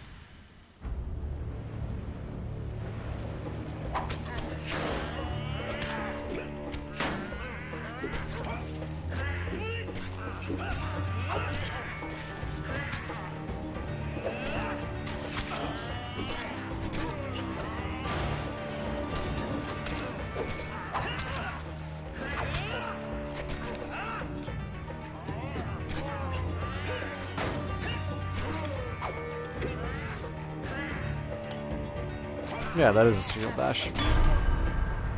See, I definitely shouldn't have taken damage on that encounter, but whatever. 10 is not gonna make me cry.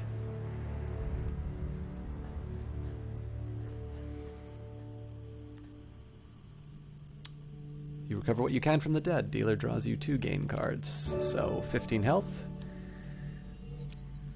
And 10 food. So definitely getting lucky as far as the supplies are concerned. Battle at Brooktop. These places are rife with power. It is not chance that you should meet a warlock here. As you plunder the secrets of your memories, you'll gain new cards. Some you'll wish you'd left untouched. A light draws you to a nearby hilltop where you see a warlock disappear in a cloud of sulfur, leaving behind his summoned minions. Draw 2 monster cards. 6 of plague, 4 of plague. Good God. Alright.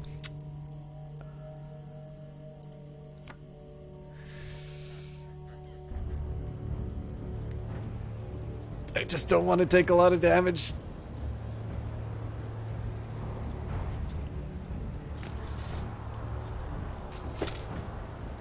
So far this helmet's not really paying for itself because I haven't had that many lizardmen, but again, that was an investment for the end game anyway. Cool. I'll remember that.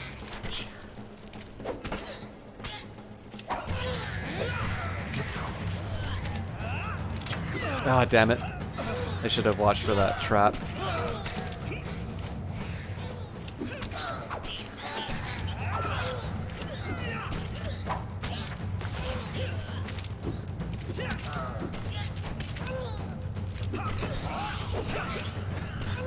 I definitely like the combos in this game. Even if it is a little clunky, it's a really rewarding visuals. Damn it. Oh, this is Plague.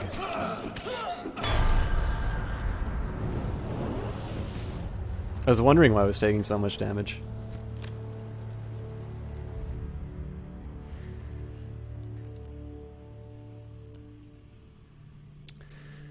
After the battle, you search the bodies for loot. Dealer draws 2 gain cards. 1 extra equipment. If it's a weapon, I'm gonna be mad. Or a helm. Nope. As pleases you. Good fortune, gain 15 gold. So, not ideal, but I should be gaining some of this health by moving. As you climb down the other side of the hill, you spy what looks like the remains of an ancient temple on a nearby hilltop. The card's token is now yours.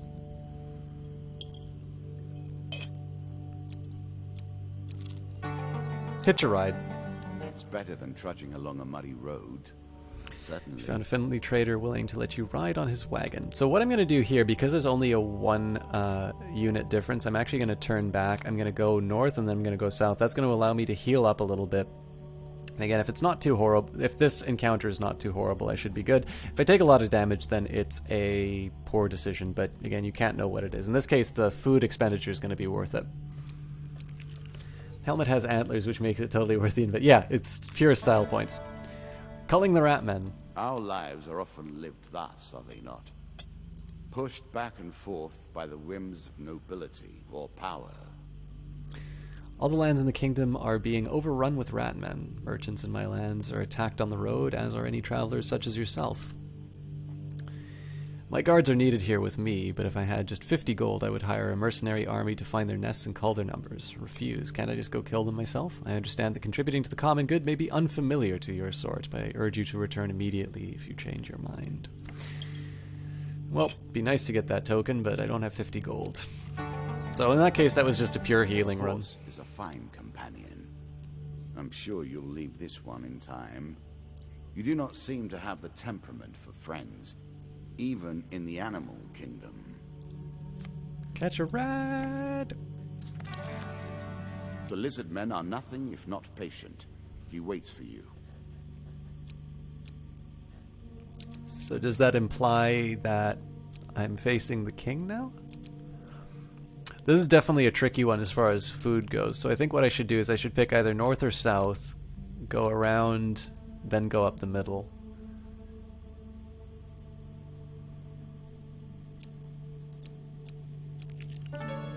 Traveling healer. No, I didn't want to approach the shop, but... Oh, actually, I guess I can sell the helmet. So.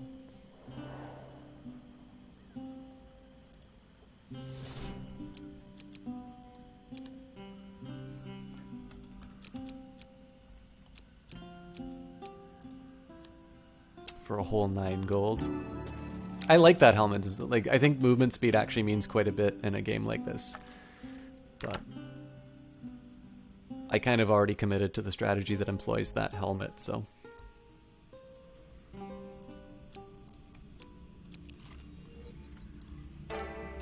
Devil's Carnival. At its heart, these traveling shows are but mockeries of the true mysteries. One day, just as dusk gathers, you reach a large country town hosting a traveling circus.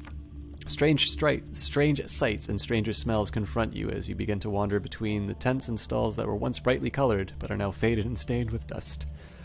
1 second. Excuse me. Peasants and nobles alike wander the streets and alleys, past wonders and amazements, seeming almost dazed. There's something about this place that dulls your senses, and for a while you forget your quest, forget even the path that brought you to this place. So I have chance for success, huge success, failure, or huge failure. Difficult. Sensing a hidden malice about this place, you try to find your way back out of the town. You somehow lose your way and end up heading further into the crowds. The mysteries of the carnival await you. Oh, so I just go again. I guess that wastes food. Jesus Christ. Chill wind causes the lamps to flicker, and for a moment the townsfolk pause.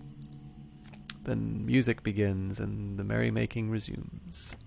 You see a man who draws his sword, only to slowly lower it down into his open mouth, then draw it back out again. A small cloud applauds the feat, and he turns to you, his hand outstretched. At the prompting of the crowd, you hand over your weapon. Again, his mouth opens, and he slowly lowers the weapon into his mouth. But instead of raising it again, he just closes his mouth, bows to the crowd, and walks away. You lose your weapon. Sometime later, you find yourself standing at the edge of the forest, the sounds of the crowds behind you. Day is just dawning, but which day? Looking back, you see the ruined buildings of a country town long ago abandoned. That sucked. But that's why I didn't sell the axe. So often, this is how the story ends, is it not? The hero tries, the hero dies. Their memory is celebrated, but they are lost. You pass a funeral. It's obvious from the size of the procession that the deceased was a well-loved figure. You are approached by the cleric. This great hero fell defending our beloved town of Wandermere. His sword and shield are powerful artifacts, but must be returned to his hometown for proper burial rites to be completed. Will you do this, traveler? Take the hero's belongings. Thank you. This will mean the world to his family. The town would not have revolted had these artifacts not... The town would have revolted had these artifacts not been returned. It's not far from the hero's hometown. Look for the town cleric when you get there. Viking blade. Such an elegant use of rage and anger.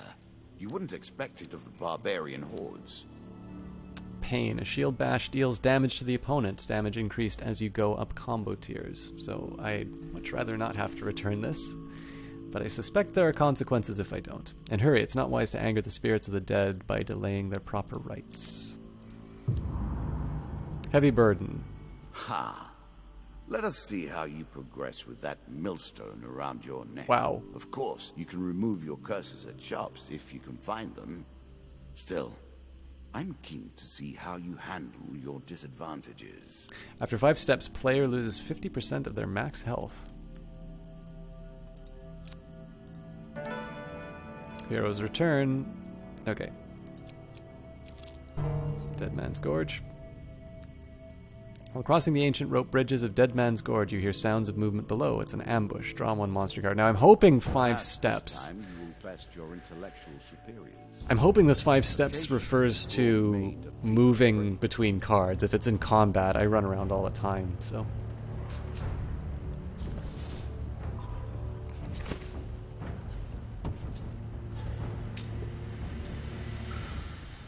Guess we're gonna find out.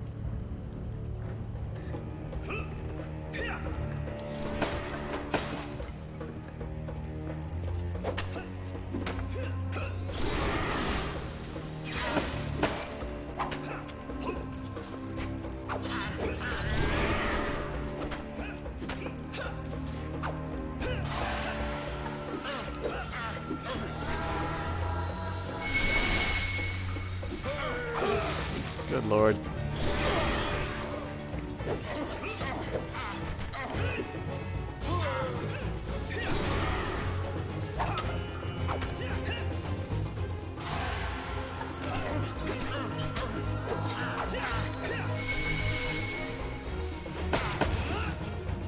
There we go.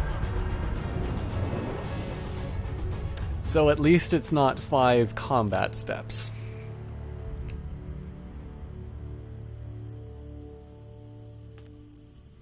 You recover what you can from the dead. The dealer draws you 2 game cards.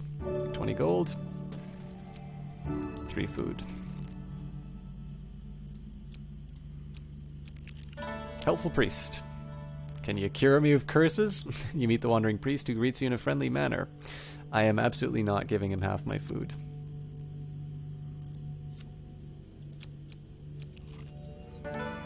Heroes return. Look. Look deeply. This is the fate of heroes. You reach Wandermere, hometown of the dead adventurer. The town cleric meets you at the gate. He appears to have been standing vigil.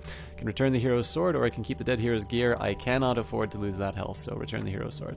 Thank you. This blade will once again be wielded in righteous fury. Do you also have his shield? Well, you do. Return the hero's shield. Truly you've done the Almighty's work in returning this shield. Thank you. Blessed are we who protected can fell those who trespass against us. Draw 2 blessing cards, but what about the curse? Treasure Picker. Very When the nice player chooses indeed. from multiple equipment or gain cards, the choices available are increased by 1. Holy Touch. Undead that physically Many strike of the these player may blessings are receive too damage good for the likes themselves. of you. Here, take it.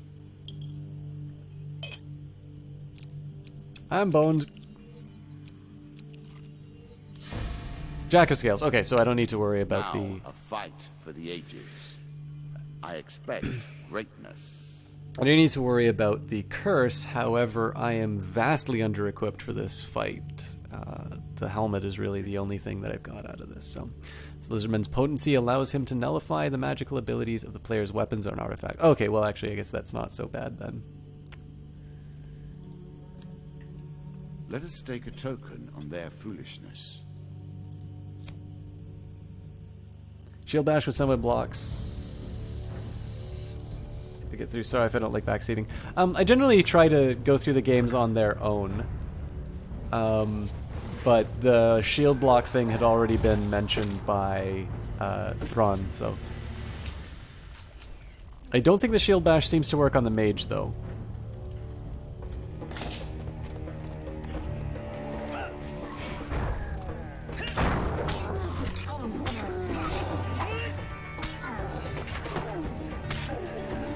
Jesus Christ.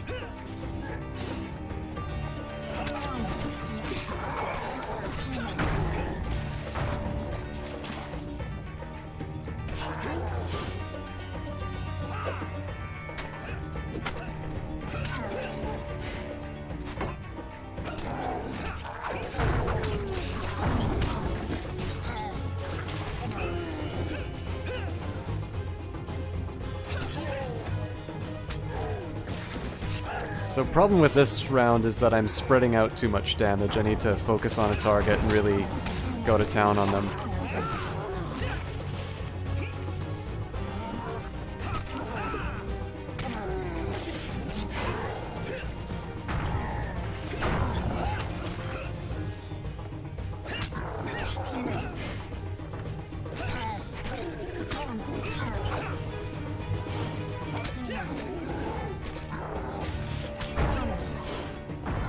Okay, looks like we killed one.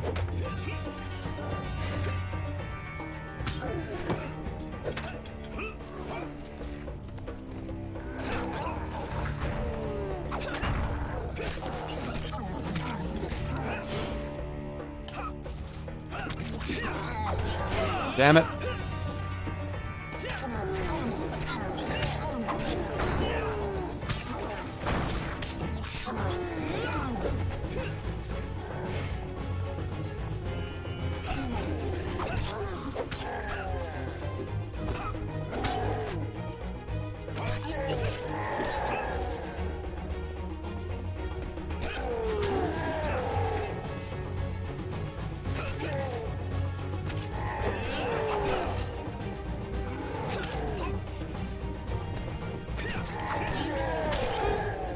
I don't know why I keep standing against those unblockable attacks.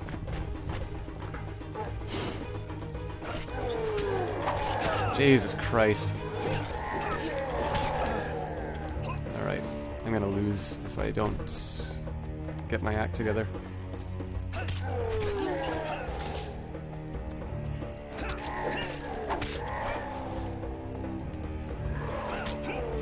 I hate having such a weak weapon, although the advice to shield bash people is a really good one against the lizardmen.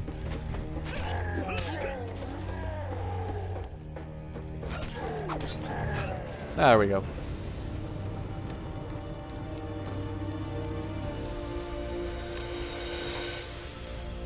So yeah, I mean, if I didn't have the shield bash tip, I probably would have lost that. Well played. Well played indeed. The scepter. You have defeated something that I never expected to die. Scepter upgrades. Swift feet. You move with increased speed. Food bonus. You start your adventures with more food. New starting gear. Your starting equipment has been upgraded. Ratman strength increase. Ratmen have had their strength increased. Bandit health increased. Bandits have had their health increased. Lizardmen strength increased. Lizardmen have had their strength increased. The wand represents my will in the purest sense. It is not too late for you to give up now. Go peacefully to your fate and leave me to mine. You begin to assemble a credible deck. Let us see what happens next. For plundering a locked treasure chest, you receive draw 2, select one to keep, and Fool's Gold. Oh, I didn't know what event that was. Oh, for exploring Brooktop Hill, you receive 25 gold and the altar.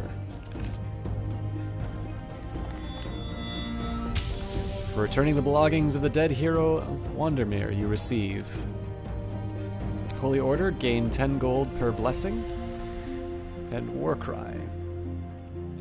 I definitely was cutting that one close, T. Clark. I didn't quite respect the lizardmen in that one. Again, the shield bash was the right way to go. Like it was absolutely essential to running into that encounter. But I'd really only done lizardmen once before, so I didn't quite appreciate the damage that they do, as well as the block that they have. So where bandits, you can kind of go in and just, you know, as long as you're reasonably good at timing your blocks and things like that, you can just wail on them. If you try to do that with a lizardman, you wind up getting punished.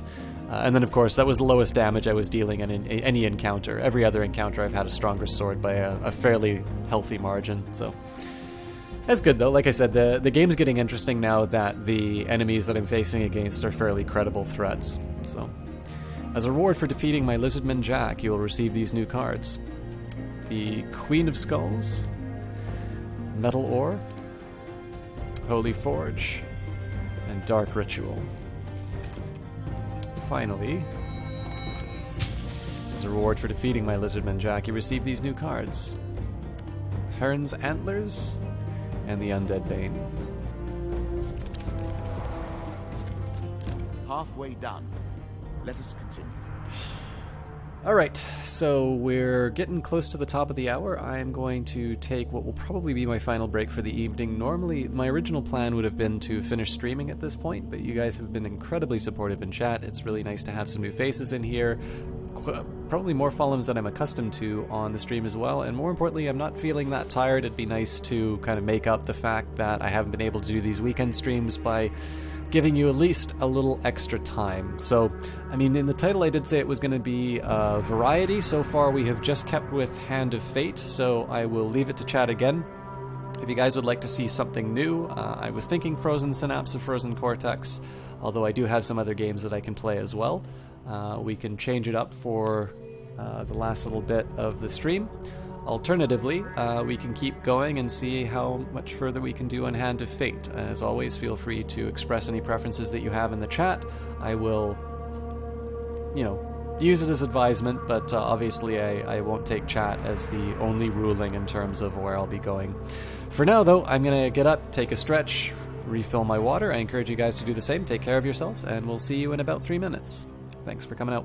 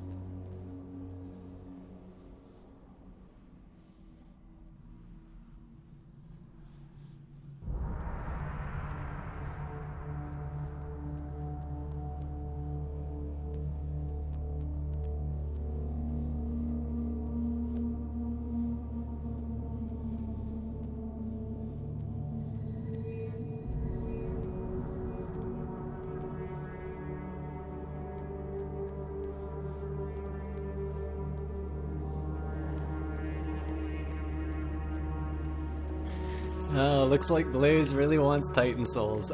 Blaze was kind enough to donate Titan Souls, so I do feel some mild obligation to fulfill that. My one reservation is the fact that this is the exact same thing we did last week, but that's not necessarily bad either, so we're going to have maximum sodium content on tonight's stream. We're going to have one salty chalk play Titan Souls. I just need to plug in my controller. Yeah, so the nicest thing about streaming Hand of Fate is that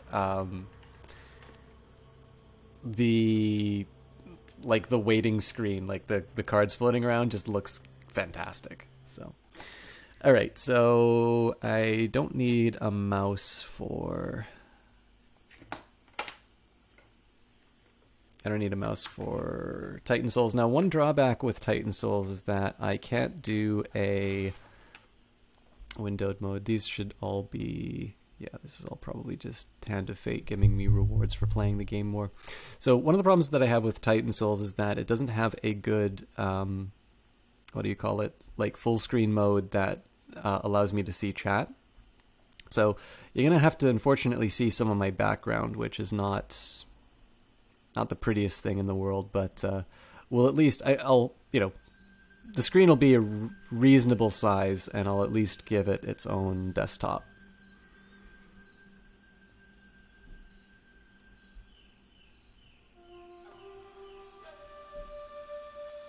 So, again, it's not the prettiest option that I could do as far as getting the game going, but we should be able to bear through it. My goodness, we've got a Black Dahlia raid.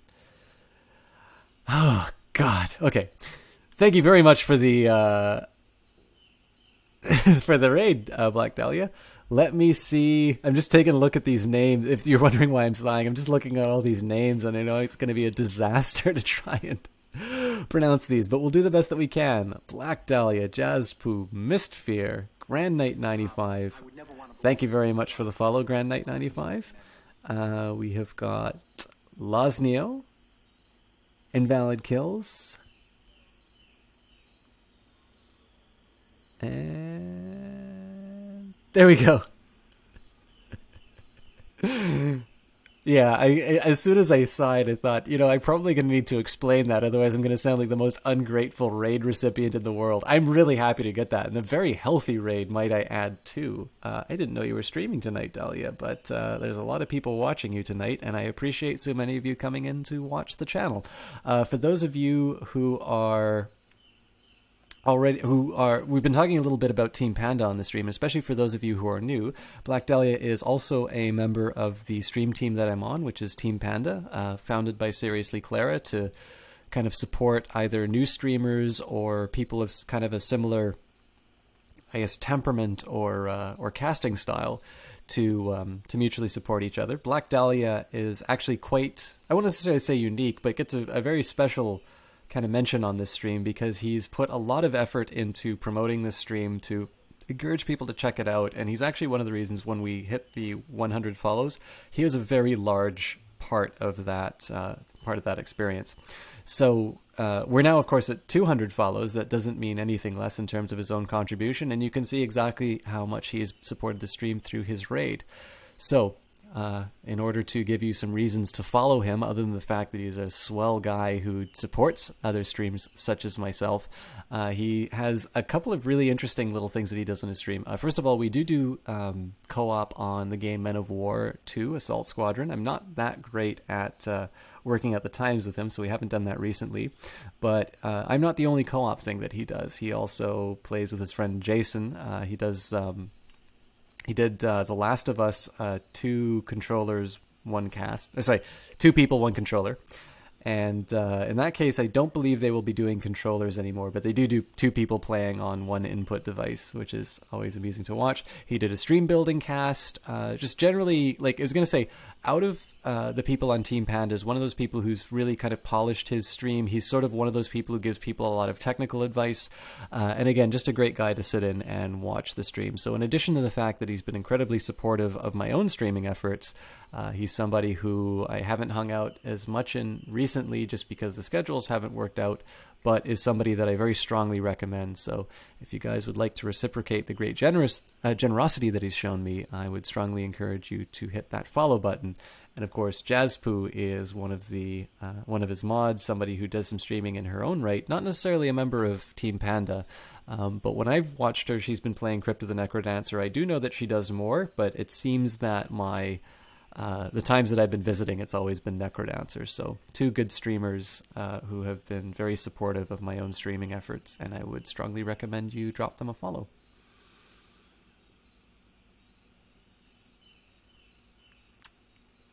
Yeah, Dahlia has articulated his feelings about controllers perfectly. Jazzpoo's never gone to Dahlia for his technical advice. Alright, so this is going to be me utterly failing to do Titan Souls. Am I free this Tuesday or Wednesday night? So I am need to do something at EXP sometime this week. If you can give me, I will get back to you tomorrow about when I need to do that, Dahlia. Oh my god, my aim sucks.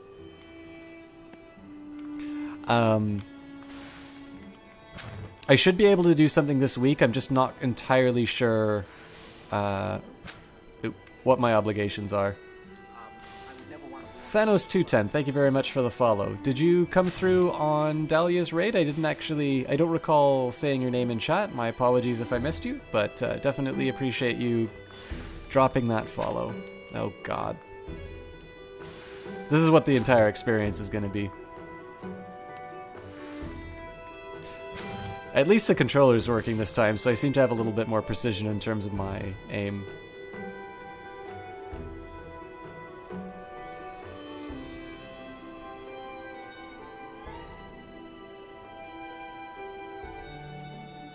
Thank you, T. Clark, for supporting Dahlia. I know it's one thing for me to say that people should do the follows, but it's nice to have evidence of it working. Could have sworn you followed the last time you were in your channel, but apparently didn't. You know, T. Clark, I've actually run into that problem a couple times, so I went through the Team Panda list again to see how many of them I was following and how many I didn't. I was astonished at how many people who I thought I was following I wasn't, so... Definitely appreciate that dilemma. Your new schedule is Monday, Tuesday, Thursday, and Friday evenings. Man, you stream a lot more than me. Yeah, I'll get back to you, let's say, tomorrow afternoon.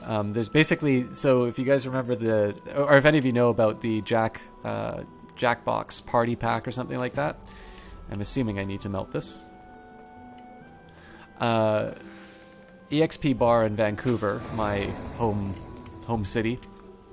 They're doing a Jackbox party pack night. So that's just playing games like Drawful, You Don't Know Jack, in a restaurant with a bunch of other people who, you know, probably strangers, but it's basically, it's fun. I've got a couple friends who I invited to that, and I'd rather not kind of ditch them at the last minute. So there's always a bit of a tell about these bosses. The fact that I had to use the fire kind of indicates that's where I'm going with this, but I suspect what's going to happen is I'm going to die about 15 times and everybody can laugh at me. And maybe by the end of the cast tonight, I will have at least killed one boss. Some people get unfollowed through Twitch. Like Twitch just decides, nope, you're not allowed to follow them anymore.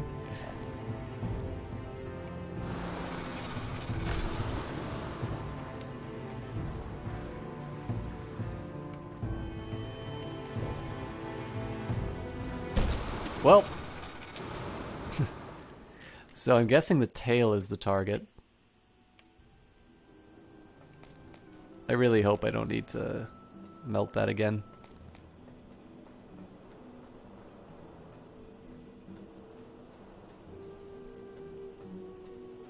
Oshi, they found out who you were listening to? It's hot as dicks in your room right now. Time to open the windows. Yeah, I don't have any air conditioning in my apartment. It's been really hot here. Twitch just randomly unfollows. Sometimes streamers could lose a handful of followers. Gotta go be back in a while. It's great to have you in here, Thanos210. Oops. Let me...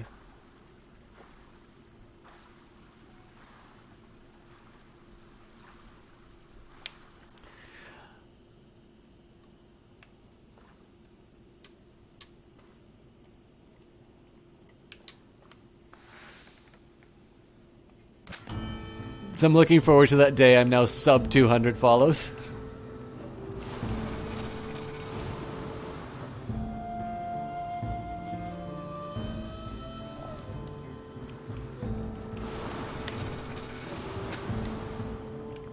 Well, I guess right idea, poor execution.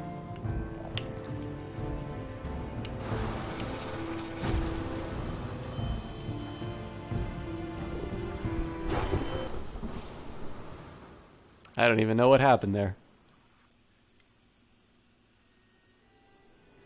Losneo is freezing. Good lord. Yeah, well, I mean, this is my feeling every summer. It's like, I don't even know why I'm following this path. I can't stand how hot it is, and then once the winter comes along, I'm like, man, why can't it be summer again? Jaspoo's pretty comfortable where you are? Thanks for bragging.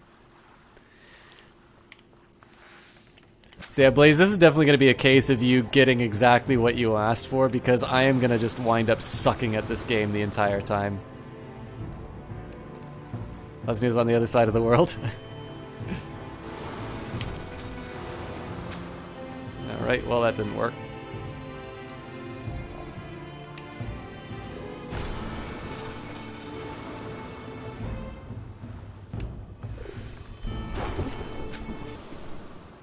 I still don't know what's killing me there.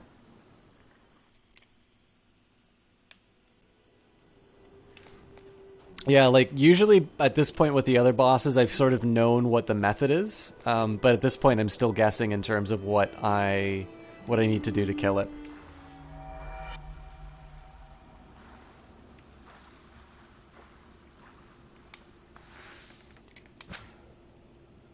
Well, that's embarrassing. Seriously?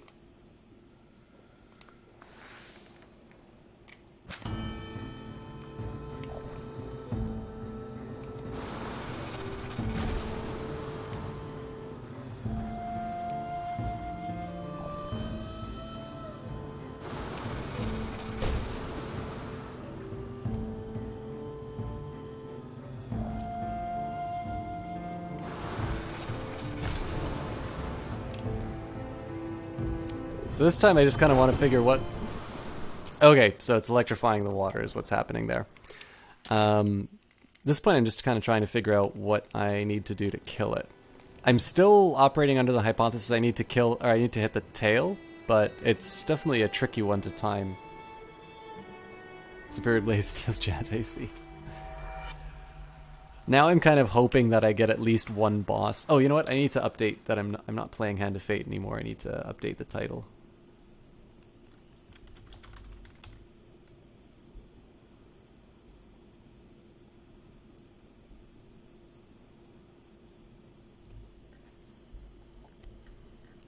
All right.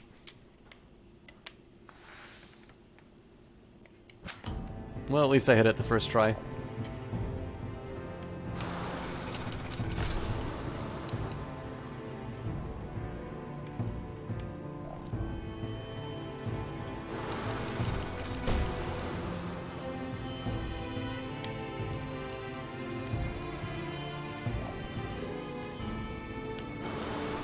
Well, that was a waste.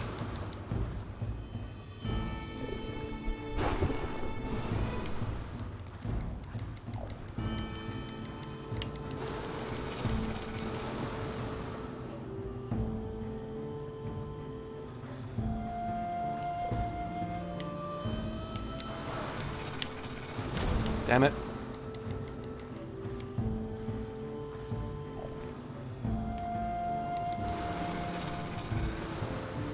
There we go.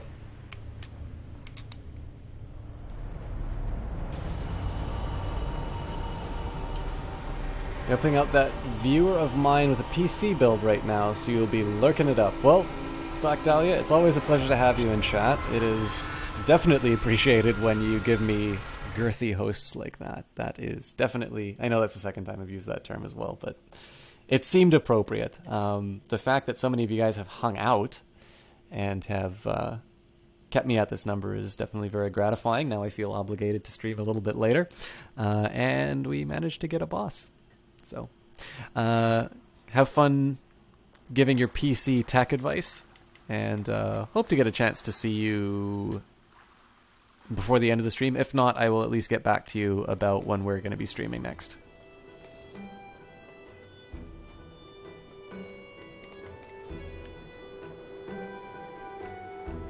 No, it's an appropriate word, but every time you say girthy, you feel uncomfortable, Chalk. I am sorry, Jaspoo. I will keep that in mind the next time I decide to use words like that.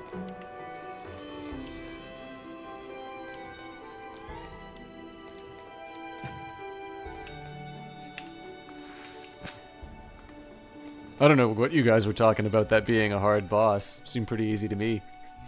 Thank you, Blaze. Alright, this looks like an elevator. I don't want to go there.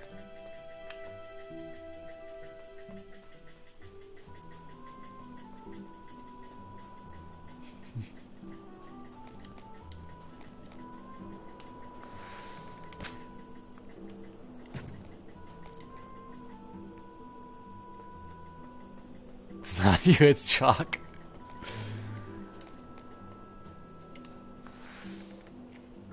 Oh, come on. Well, at least this is good practice for aiming, but this is always embarrassing to miss shots like this.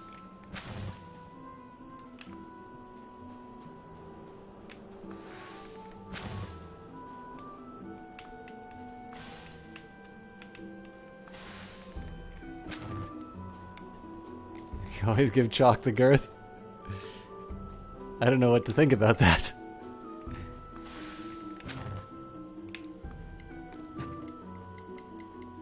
Okay, now this seems really tricky.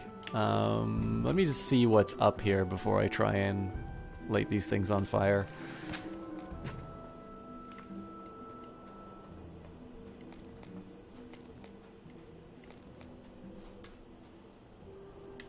Okay, so that's obviously a boss.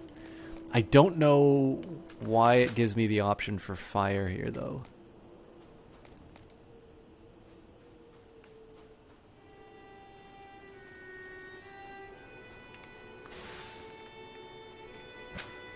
Yeah, that's not even remotely close to what I need. So is there a way...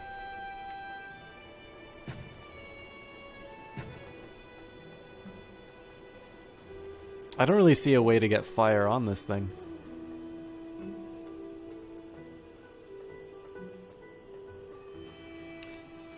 Your back had to help your little brother grab some cookies. That is a much more important thing than anything that I can be doing here. Kind of want cookies now, actually. You've had Total War Shogun 2 running in the background for like 3-ish hours because you launched it 5 minutes before Systemchalk started up and you haven't been able to go back to it yet. I'm very glad that I am more appealing than the Total War series. I actually tried some of Rome 2. It was neat. I think I finally actually got to the real, like, strategy-ish parts. It wasn't quite enough to make me want to buy it, but there's been a few people who've suggested I play that on stream, so I have Medieval 2, I think it's called, but unfortunately it's not for Mac, so it's not something I can stream. Jazzpoo's hosts are nice and long, too. Are they really nice, though, when it's usually just for you, me, GK, and the bot? Shots fired. Love Shogun 2. Need to stream it with someone someday. I didn't know it was multiplayer. Just got out of the shower and tied your hair up. Welcome back, Blood Glade. I'm slightly suspicious of the fact that you mentioned that you tied your hair up. I hope you are watching this stream following all Twitch terms of service guidelines regarding dress, as indeed this streamer is without his cam. It's 2-player multiplayer. Okay, I have a feeling there's not a boss around here for me. Nope, this is the way I came in. So, I'm going to take a minute while I'm walking my way back to the next boss to make my life miserable. I'm just spilling the beans. Dahlia, when you get Splatoon, will Colcat. Oh, right. Splatoon is fashionable now. I don't have a Wii U, so... You want to tell Chalk what to do, but you don't want to spoil it? Damn right, Superior Blaze. I am beating this game. Man, do I need to bring mods in here to deal with backseaters? I'm winning this game on my own terms if it takes me 2,000 deaths in 16 hours. When you get a new card, we'll play it. So one thing I'll say about Devolver is, it's possible that they've made games that don't pass the good game test, but every game I have played by Devolver, I've really enjoyed. I've found it an absolute pleasure to stream. and Titan Souls is no exception. Everything about this game is great, like right down to the movements, kind of the responsiveness in terms of controls. I don't play a lot of games which sort of expect you to use a controller, but this is one where I actually think controllers are sensible and the game is better for it. And just the whole format of kind of these boss fights being puzzle, like in one sense,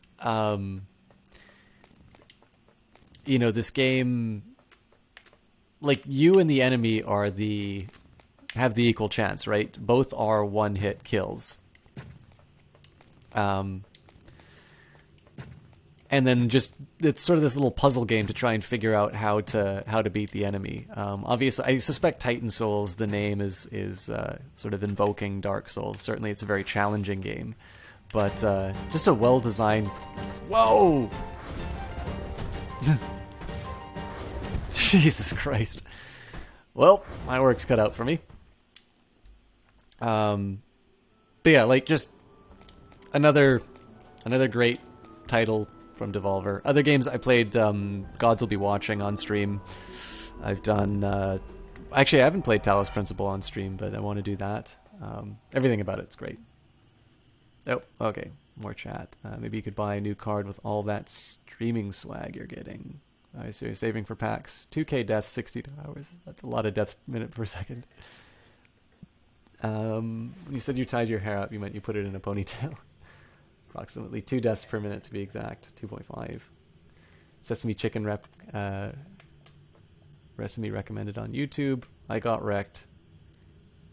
And Jazz needs a moment to herself.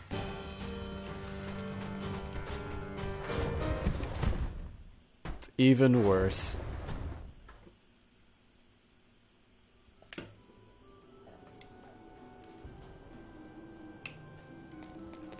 So yeah, this is going to be a lot of me dying within the first couple of seconds.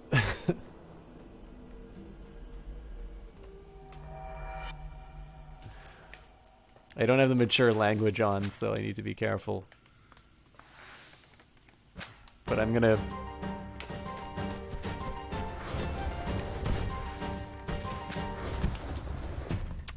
I think I know how to do this. Very Shadow of the Colossus. I've not actually played Shadow of the Colossus.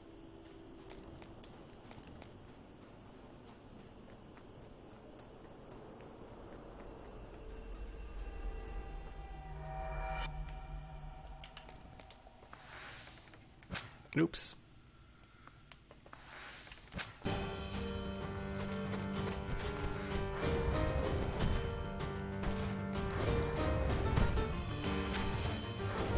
God damn it. So what I'm trying to do is pull the... I'm assuming it's his backside, which is the weak point. So I'm trying to pull the arrow in.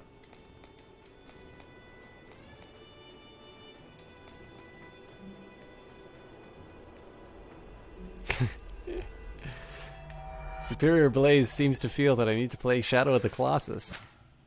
I don't know how strongly he feels about that, though.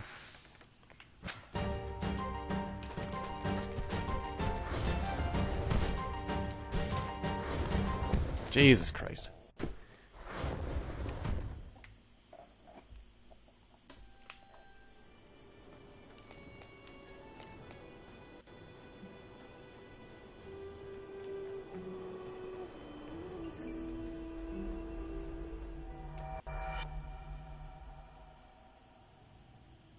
Well, Shadow Colossus was PlayStation 2, was it?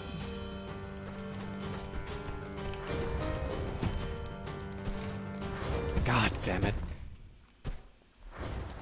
You experience it. Even though with PS2 emulator with your 560, it ran at like half speed. I always associate emulation with like Super Nintendo games. I mean, obviously, makes sense that you can emulate PlayStation and that, but I just never really thought of it that way.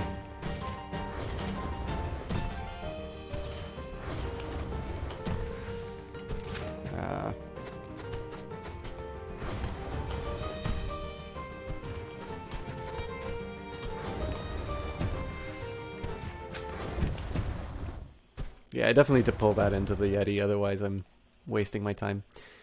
There was an HD release on PlayStation 3, yeah. So, I mean, my console credentials really aren't there. I've played original Nintendo games. I've played... What else have I played? I've played a couple of PlayStation titles. My brother had a PlayStation 2, but I almost never played it. Like, I've pretty much been a PC gamer my entire life. Jesus. So I've missed out on a lot of titles like that. Got it to run normal speed when you use the laptop? Well, I guess I know who I'm going to for technical advice now.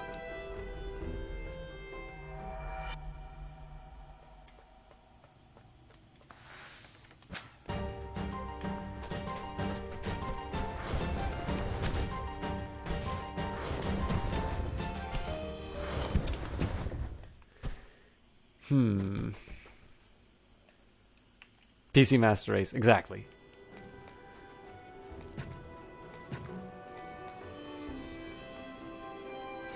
I feel like I shouldn't be dying to the rolls this much, because they're actually fairly obvious and they're easy to dodge.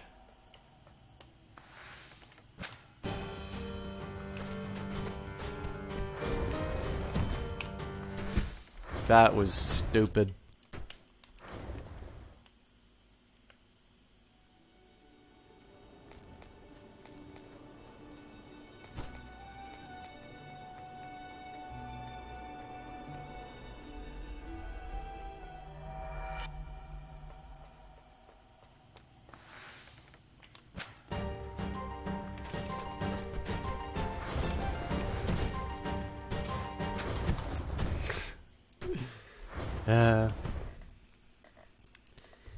SC keeps getting run over by a giant anthropomorphic snow gerbil. Yep. Furries ruining the internet again. Yeah, this is the only reason why I'm hesitant to play Titan Souls, is that I already know that my skill level drops a lot when I play games on stream, and my ability to execute on Titan Souls leaves something to be desired.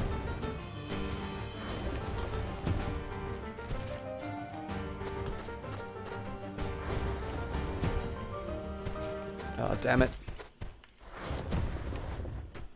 Thought I was in a fairly good place to pull the arrow in.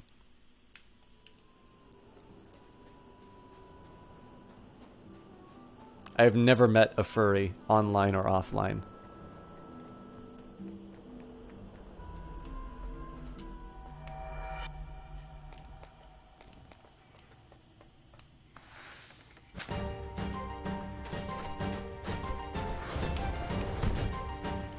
So I think...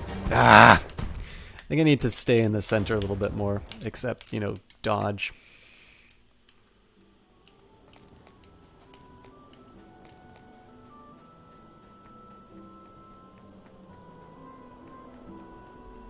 One thing I noticed this the second time that I went in, but this actually tells you what boss it is because you've got the Yeti feet. You met a few online, none in real life. Ones outed themselves to you, and the combos were strange.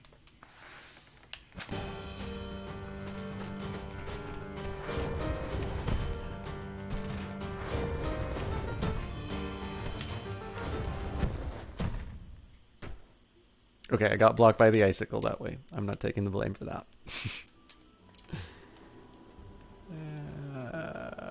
I'm so bad at this game.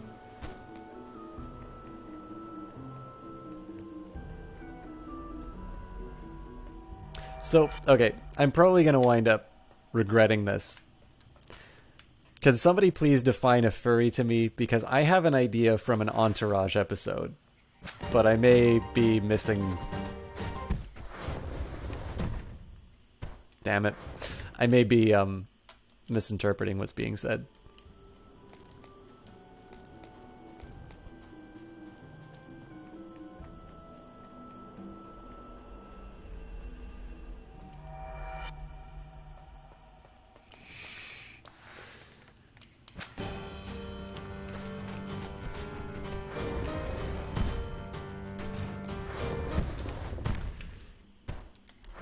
Those reaction times.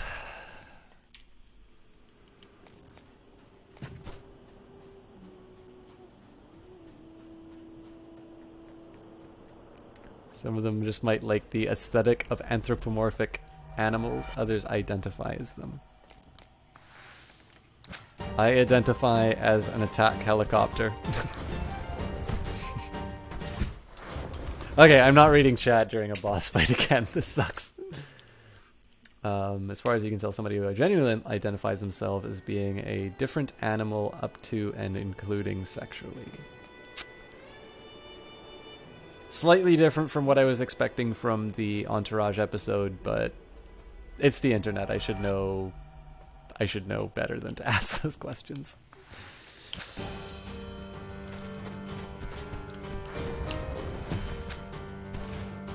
Ah, I forgot how slow the arrow was. That would have pulled it straight into him. So now I need to find a way to make him. I'm assuming there has to be some kind of a mechanic that allows you to stun him, because he seems to spin around quite quickly.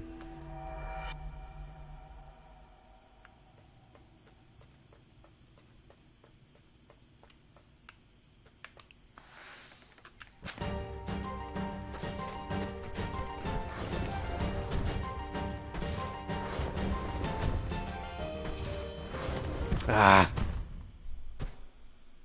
Old friend of yours is streaming? No, not a problem, like a fanboy.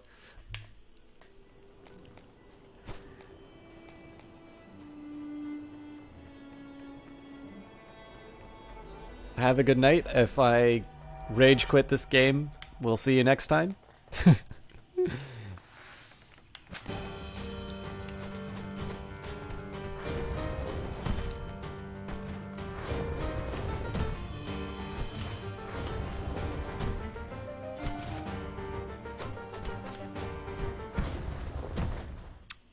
Them snowballs, man. Have a good night, Kite. I didn't even know you were here. Well, I knew you were here originally, but I know you normally have to go to bed. It was great to have you in here. I think I'm kind of hitting diminishing returns myself, but it was great to have you in the stream. See you next time, and hopefully I will see it in your channel, because I feel like I need to get there and catch a full stream.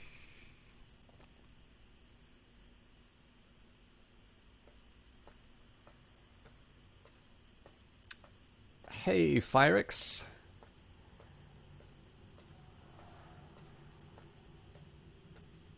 Dahlia seems a little salty. So, Phyrix, I am completely sucking at Titan Souls right now. As has been evidenced by that performance. Did okay on the underwater worm.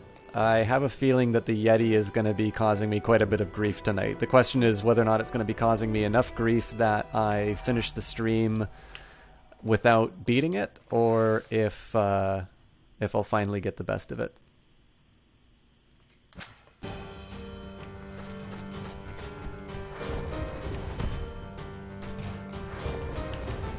So I feel like I need to be close to the edge for... Jesus Christ.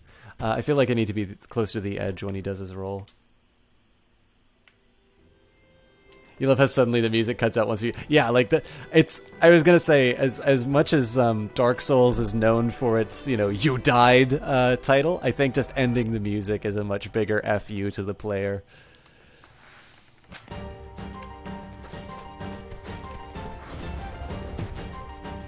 Oh, God! Okay. I think I've got it. Now it's... I think I've crossed to that point of the idea, and now it's the execution.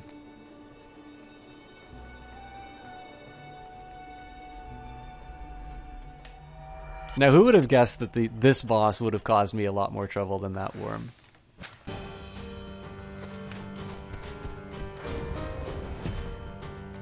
Oh, no.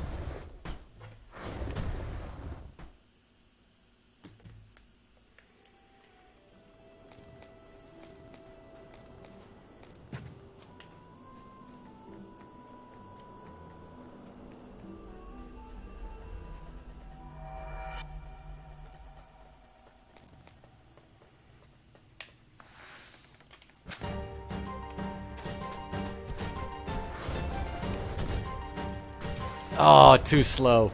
If I'd released sooner, I would have got him.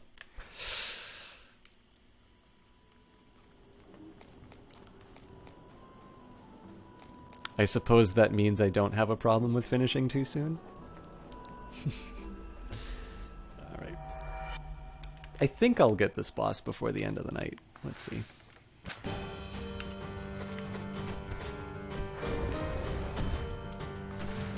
Damn it! Sleepringer, have a great night. Thank you for stopping by for such a long time. Hope to see you in your stream. I definitely feel like I owe you more time in your stream because you've been really generous with your time here. It's great having you in here. Have a good night, and we will see you next time. Try to keep the salt to a minimum. I will attempt to reduce my sodium intake, but a couple more performances like that, and I'm gonna lose it.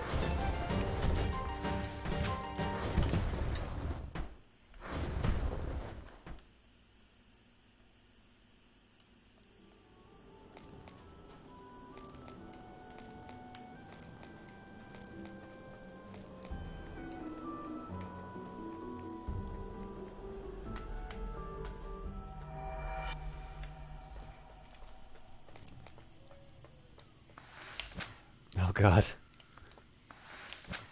Seriously? Need to get used to a controller. Well, that's just embarrassing.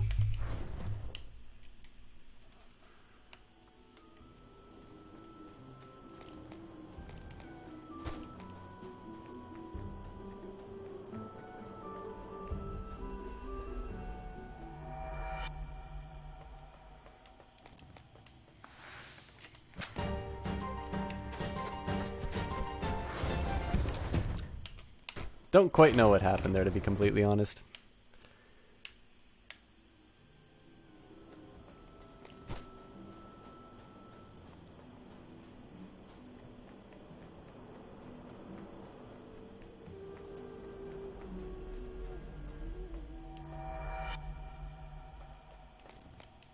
I have to wonder how I would handle a game like I Want to Be the Boshi. I've played Wings of V. I actually really like Wings of V.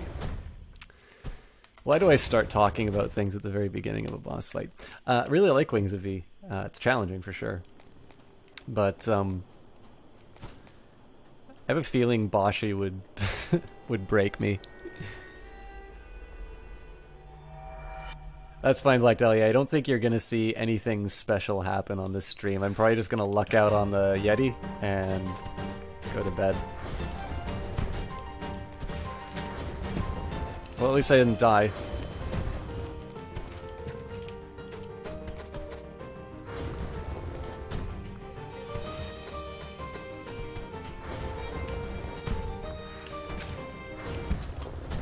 Well, at least it lasted a little bit longer, but it's obvious, like, this is it so far as his abilities, so I need to find a way of keeping close to the wall when he charges and get that sort of last-minute shot off.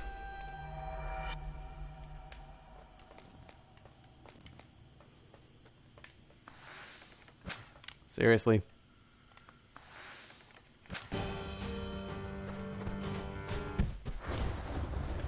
So how did my arrow get caught?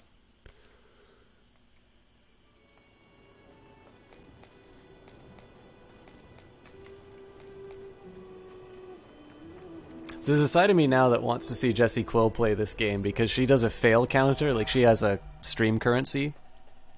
And you have a chance of winning quills based on the number of fails. I have a feeling people would get very rich watching her play this game.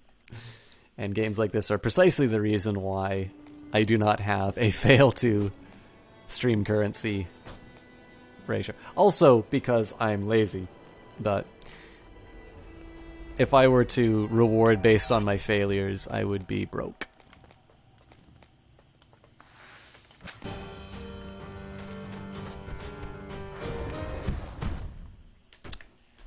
So I keep thinking that I'm moving down into the left when I do that, but every time I've rolled, I keep going down.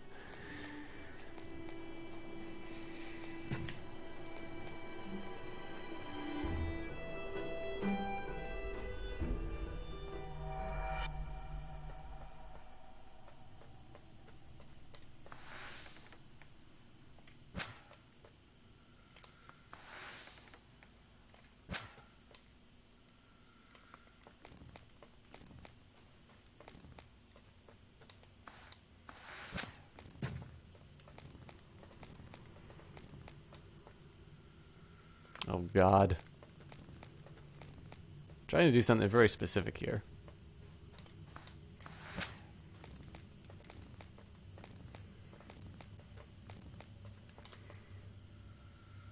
Alright, screw it.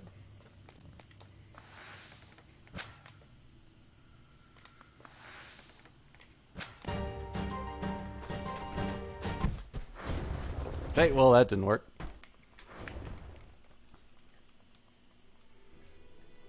All that preparation just to have the game remind me that I'm an idiot.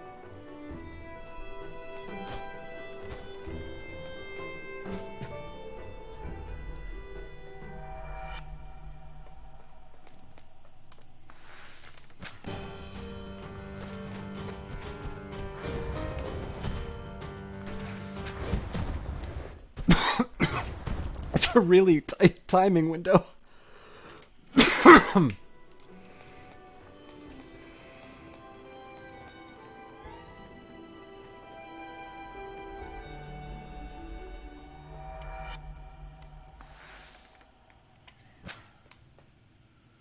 If you rewarded based on your failures, you would be broke, implying that you would reward us with real money. Yeah, I definitely would not pay people to watch this stream.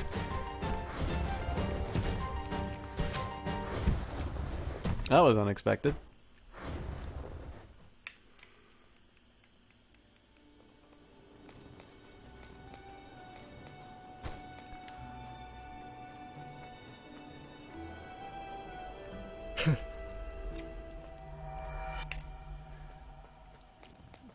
Tell you what, Jazzpoo, I will record a special tape for everybody who will miss out when I die.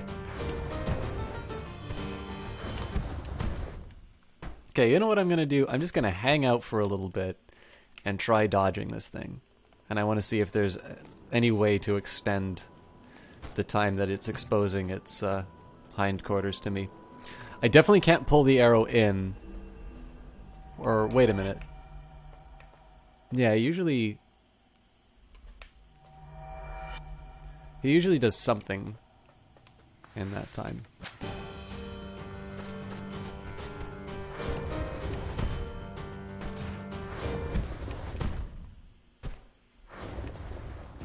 Hey, Thanos.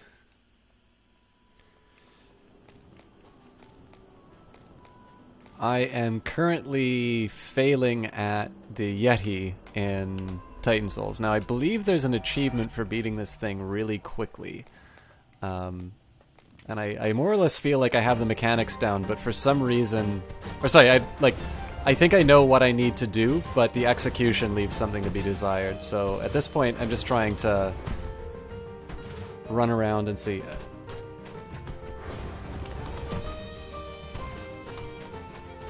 I'm basically just trying to dodge this thing and see if there's any way to extend the time that it's non-responsive.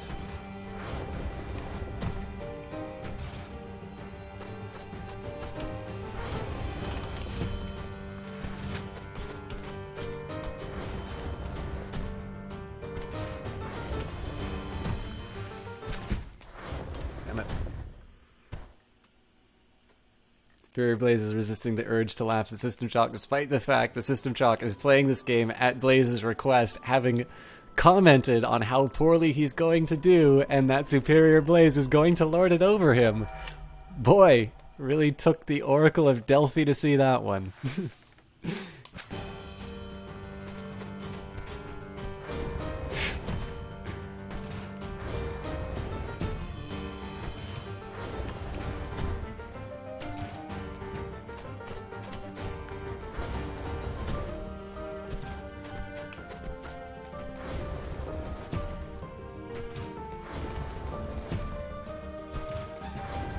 Okay, there's definitely some times where he's facing longer.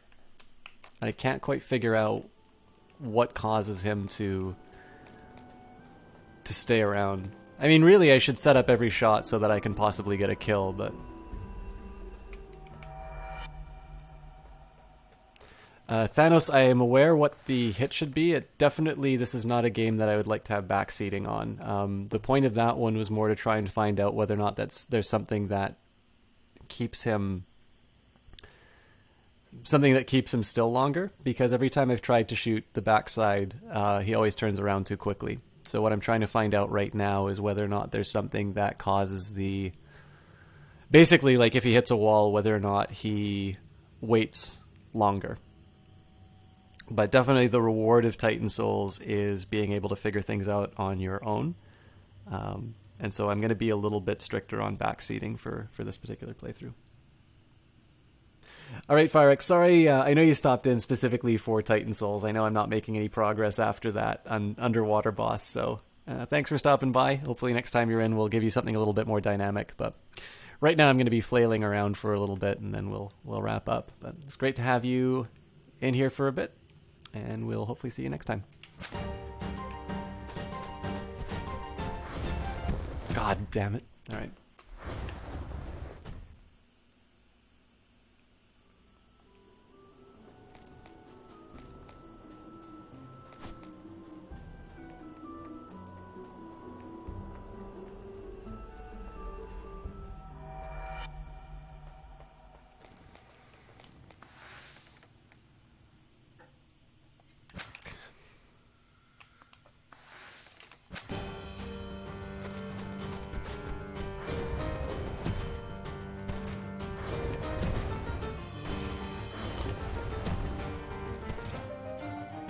See, that was a longer...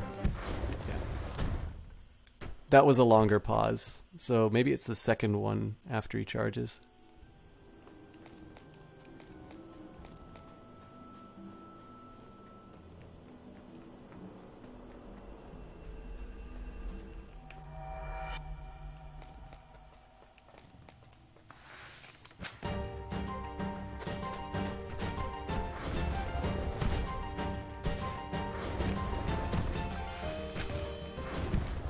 Well, it wasn't as slow that second time, so maybe I'm just imagining things.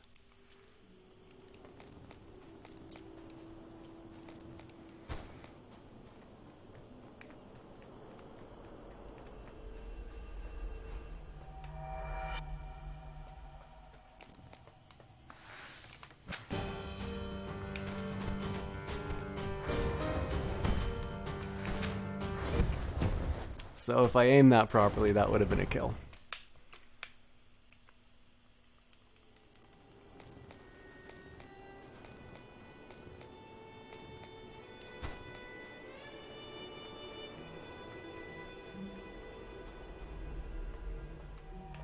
The bad thing is I'm not very good at anticipating where he's going to be at the end of his roll.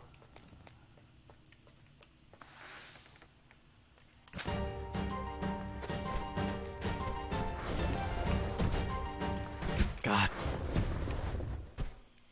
And I keep need to worry about all that stuff that drops.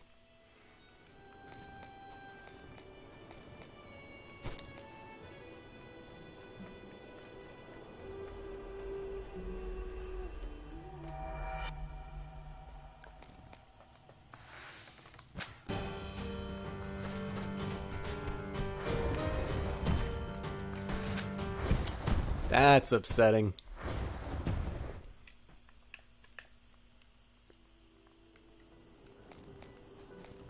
This is probably what's going to have me up streaming until like 3 o'clock in the morning, or encounters like that where it seems very, very close, but I know I'm not actually anywhere remotely close to beating this boss.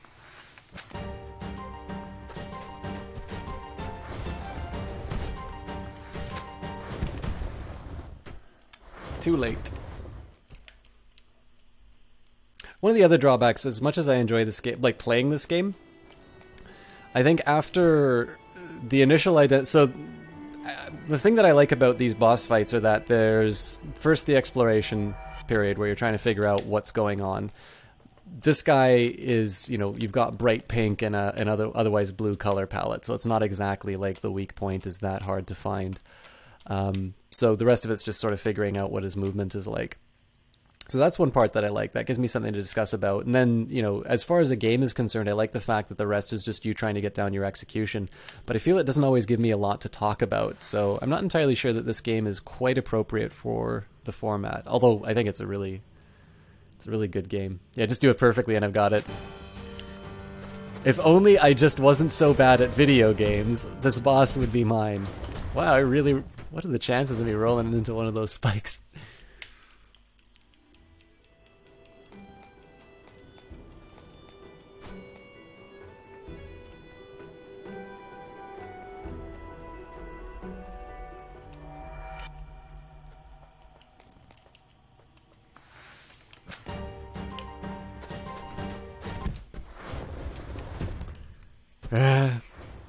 Those are the deaths that I really hate the most. It's like one slip at the very beginning, not moving enough out at the front, and it's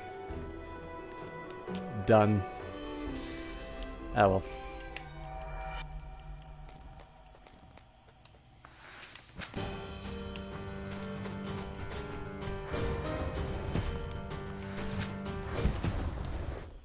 That's unkind.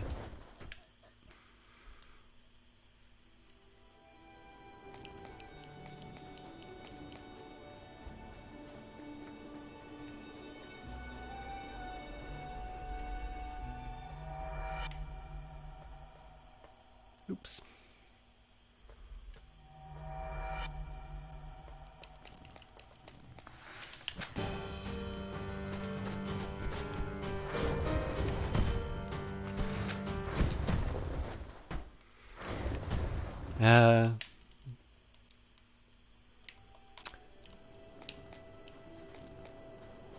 I really don't know if I should just be trying a different angle or something like that, or if it's just a matter of getting the execution down in that corner properly, because I feel like that's roughly what I need to do, and I either need to aim my arrow better or I need to get my positioning better.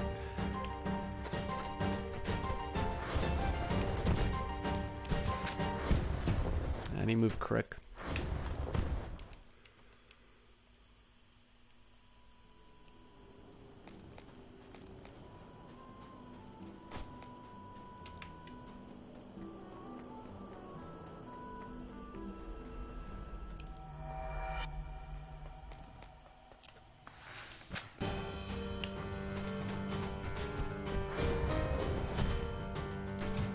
Wasted opportunity.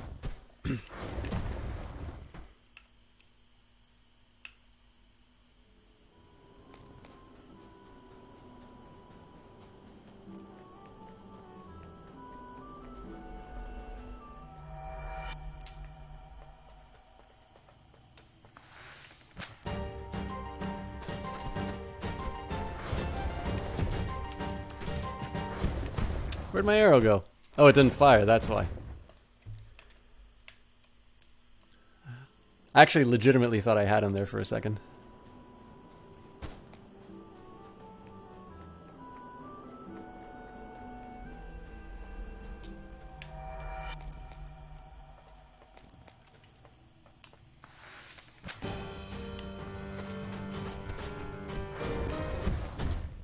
Well, I suppose that was a little hopeful of a roll.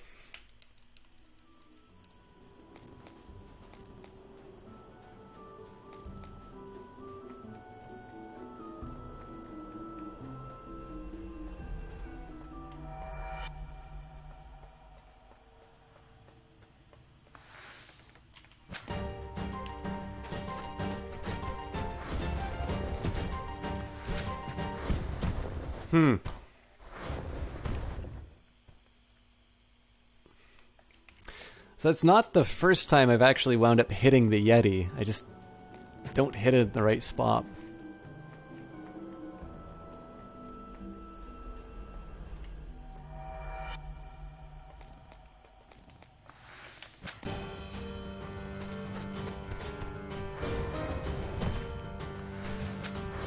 Yeah, it was bad all around.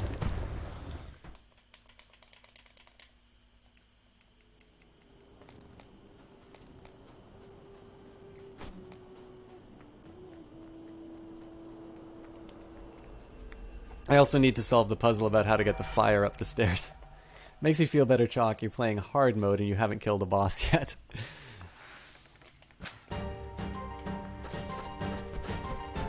I believe that is the purpose of a hard mode, but yeah, I appreciate the empathy. It's one of the, I was going to say, one of the things that kind of I'm always leery about, especially like looking at Shan's or Savage's stream or something like that. They have people to enforce a no backseating policy, and as much as I know people try to repress it, like in the end there's just this feeling, it's like, oh god, you haven't gotten this yet, and you know, people backseat, even people who normally wouldn't. I'm making the same mistake over and over again. But there are people who just can't help it, especially when somebody seems to be struggling on something. So I'm happy about the fact that I haven't really needed to police chat up to this point, and I feel like a game like Titan Souls is one where I would possibly need to break it. Okay, so I want to know why there's shaded areas here.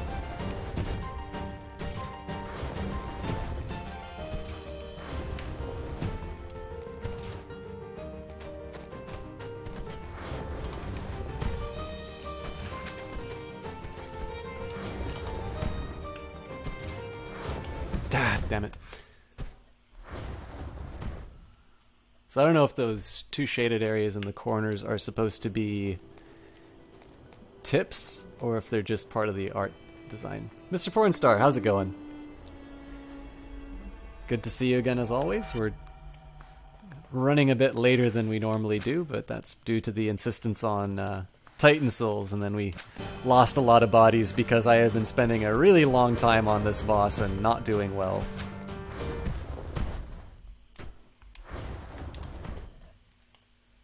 I hope you're doing well this evening.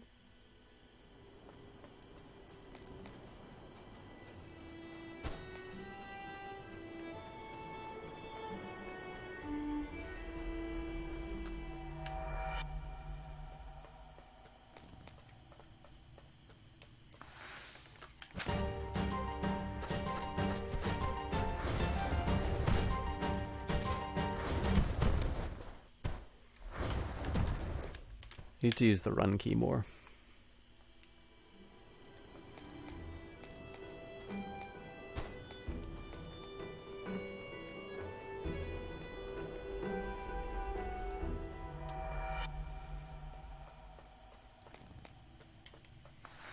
Just got home from work. You're fresh blood to deal with my salty stream.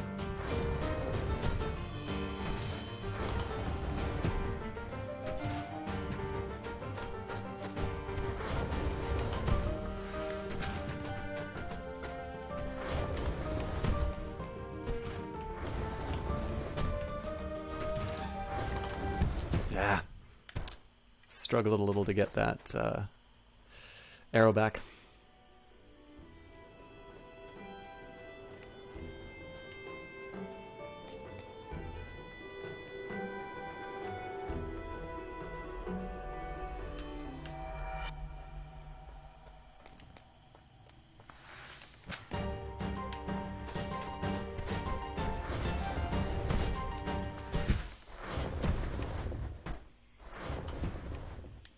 I have a feeling if they didn't have the icicles, I would have gotten past this. But of course, I mean, that's the point of this boss, is that they want a really... Well, just about any boss, you want that, like, split second where you can land the hit. And I found it easier on a lot of the other bosses, but this one is definitely a challenge.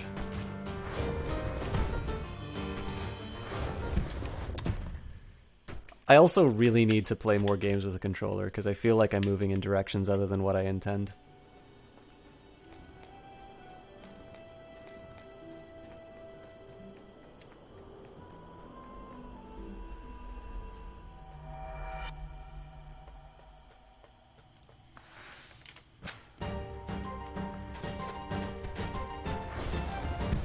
I don't even know why I tried going the other direction. I need to commit to one. Oh well. She cheated. I suspect this is lady problems, if that's the reaction.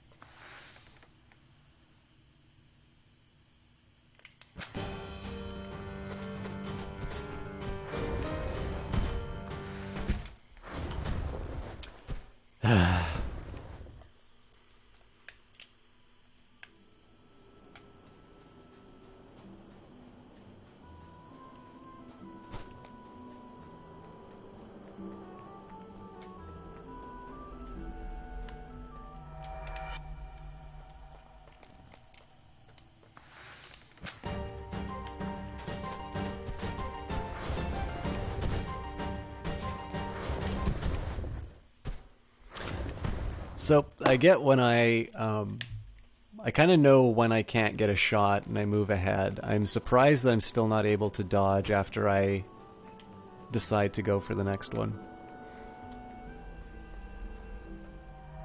Next to Systemchalk, you've been playing Total War Shogun for 4 hours and haven't even made it past the main menu, so it's just like, play me, please.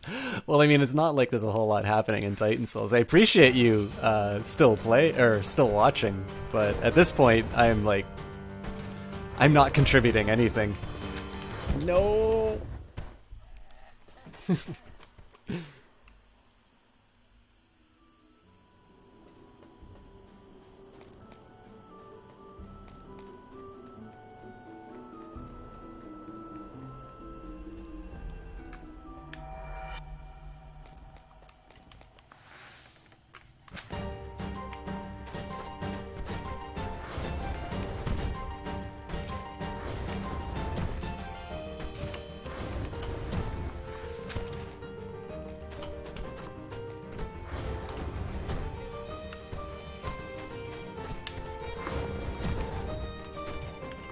Ah! It is hard to get your arrow after you miss one shot.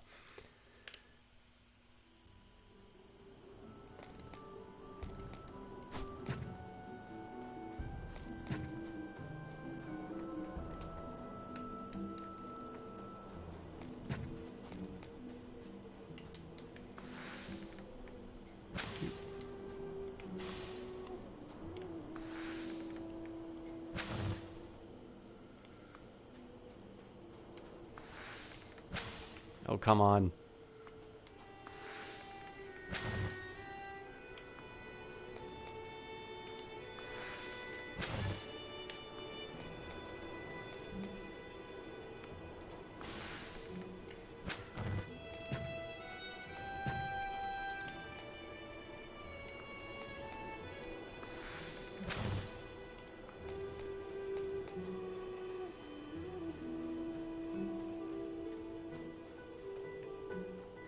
What? What happened, Mecha?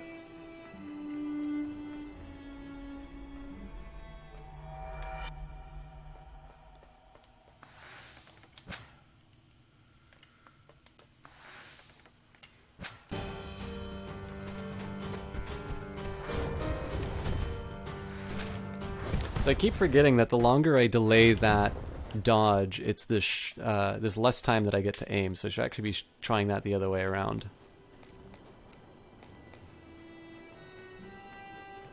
Oh, he stopped streaming. Well, you know, you'd probably chose a fairly decent... Well, I'm not quite sure if you got a decent time to leave, because it's like the one problem that I've run into now is that I have an idea about what I need to do to get the boss. The execution isn't there.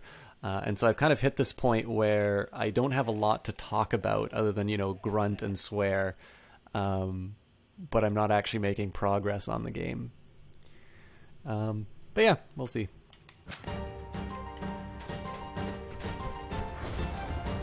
I can't do that.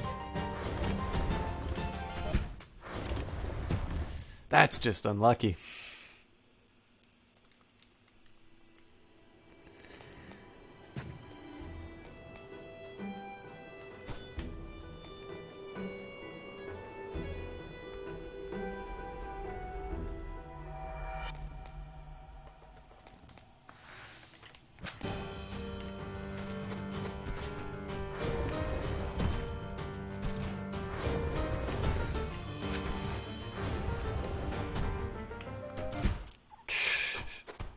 I need to watch for that a little more often, I think.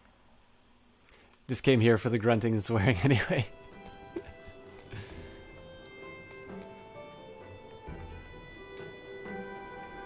Blaze brought it to my attention that I've got a creaky chair, which I never noticed because I've got headphones in. But I have a stack of books on the next one, so if I move something, or like just in general, if the chair creaks, it sounds like something untoward is happening in the apartment. I can assure you, none of that's happening in this apartment.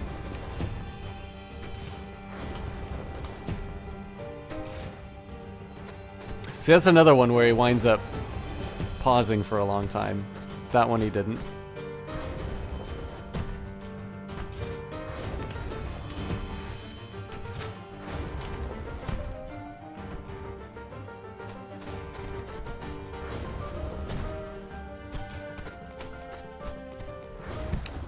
Drat.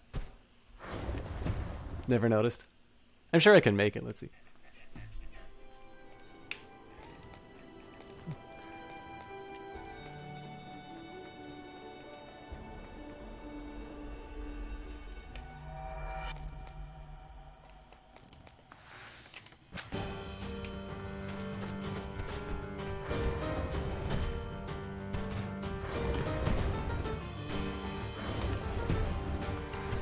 No!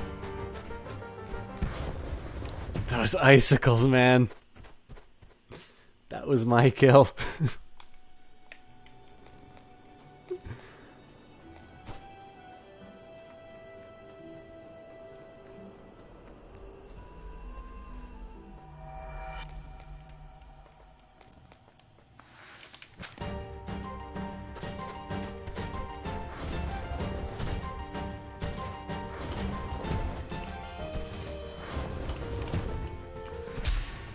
Easy.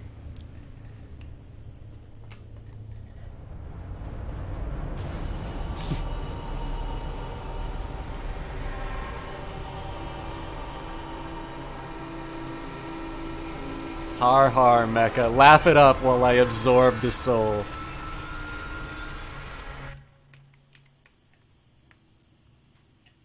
I want you to know that your mockery was coming right after I beat that boss.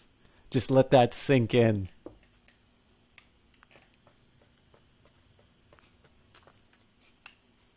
I'm gonna get my ass kicked by one more boss. No, actually, you know what? I'm gonna figure out how to try and light this damn torch.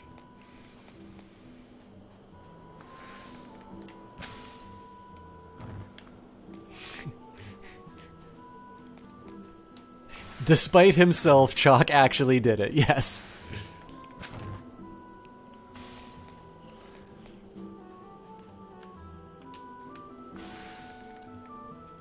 It makes you play better? Yeah. Your mockery made me play better in the future. Or you say your mockery in the future made me play better.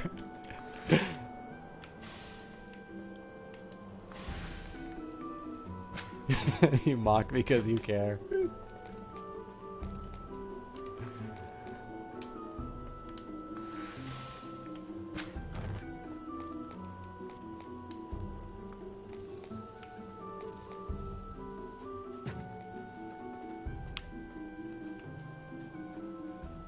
So there's one curiosity I have. Okay, good to know.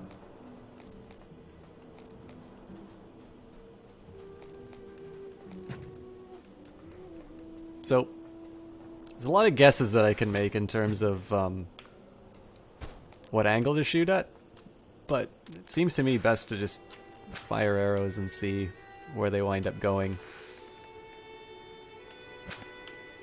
Ah, now that's a problem.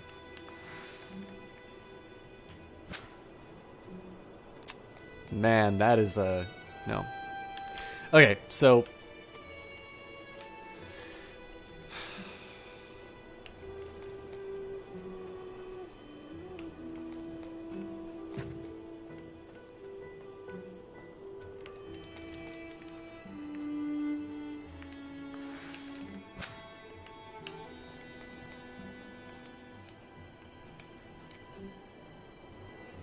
how long does this thing stay lit? Not too long.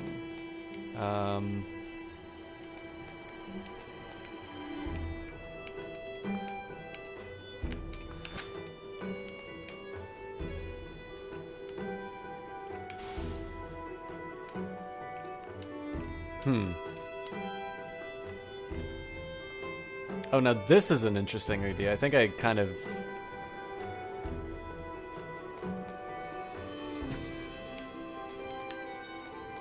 I don't think I should have destroyed that snowball.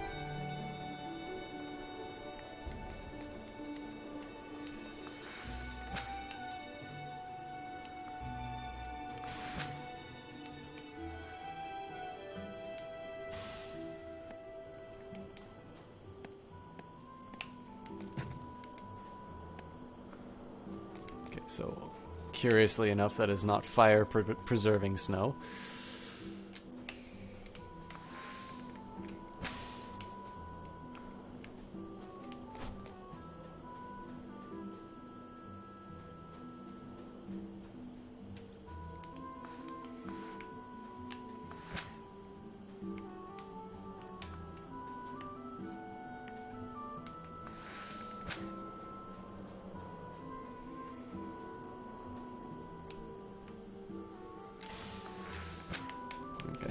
So apparently you don't get the...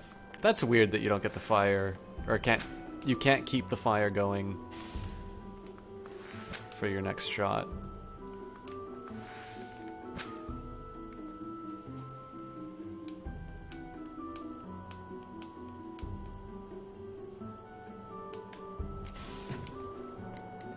Too slow, so that's not gonna work.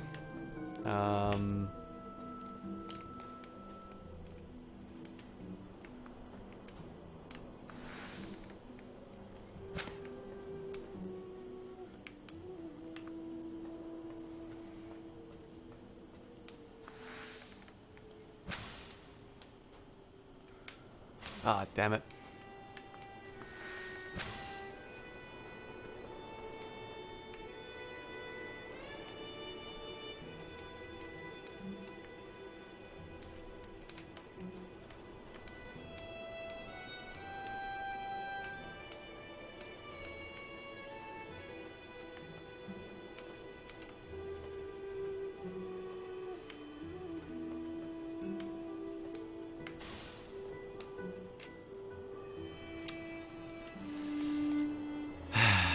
I don't know if I'm supposed to do it that way or not. I feel like one of Dahlia's teas would come in handy here. Tease it? What?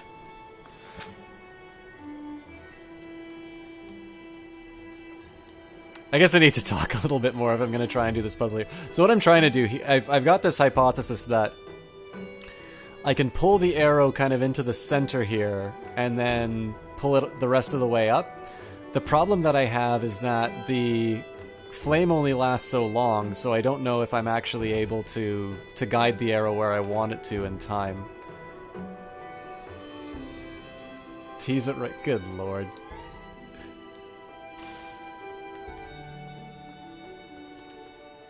Yeah, it's dead.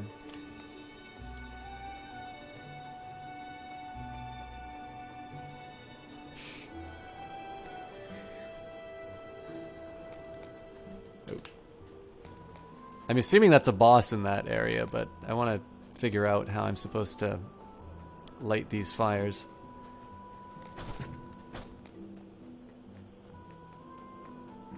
Innuendo? That doesn't sound like Dahlia.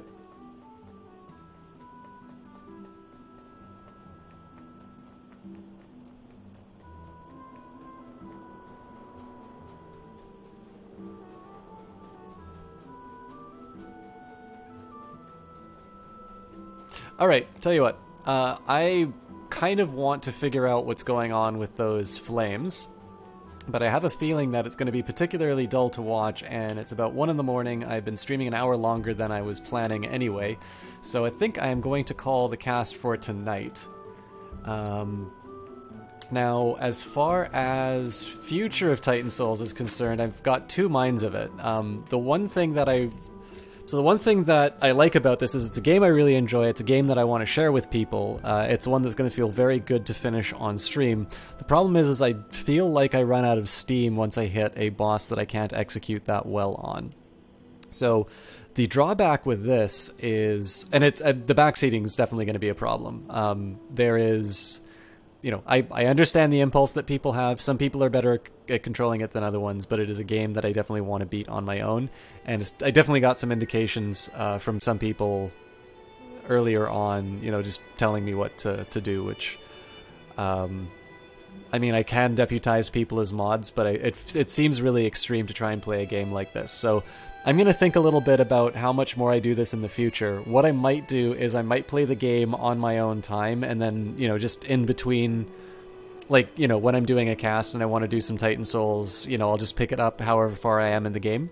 I have a feeling I would be interested in doing hard mode in a cast, because at that point I will have done all the bosses, and then it's kind of like, oh hey, you need to shoot him in the backside. It's like, yeah, jackass, I know. You need to, it's just too hard to do in hard mode. But I don't know, we'll figure it out.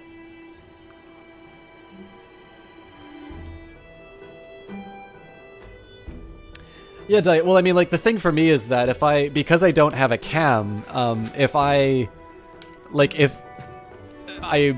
can talk about the strategy, that usually only takes 1 or 2 rounds to do. And then at that point, the rest is just execution. And if I'm just not doing it, there's really no indicator that there's actually a human being playing this game or not. So, I don't know. It's something I'll think about. I think probably the best way for me to do it is just play the game on its own, which means that some of the bosses there won't be a record of on stream, which is kind of a shame. But that kind of seems to be the best way that I can enjoy the game, but also, not have to worry about, learning it as I go along. So, I don't know. We'll see. T. Clark says it looks like the kind of game that would be best suited for speed runs with regards to streaming. Yeah, there's a couple of games that I want to play which are known for being speed run games, and I guess, for that one I just need to put in the title that I'm not going to speed run it.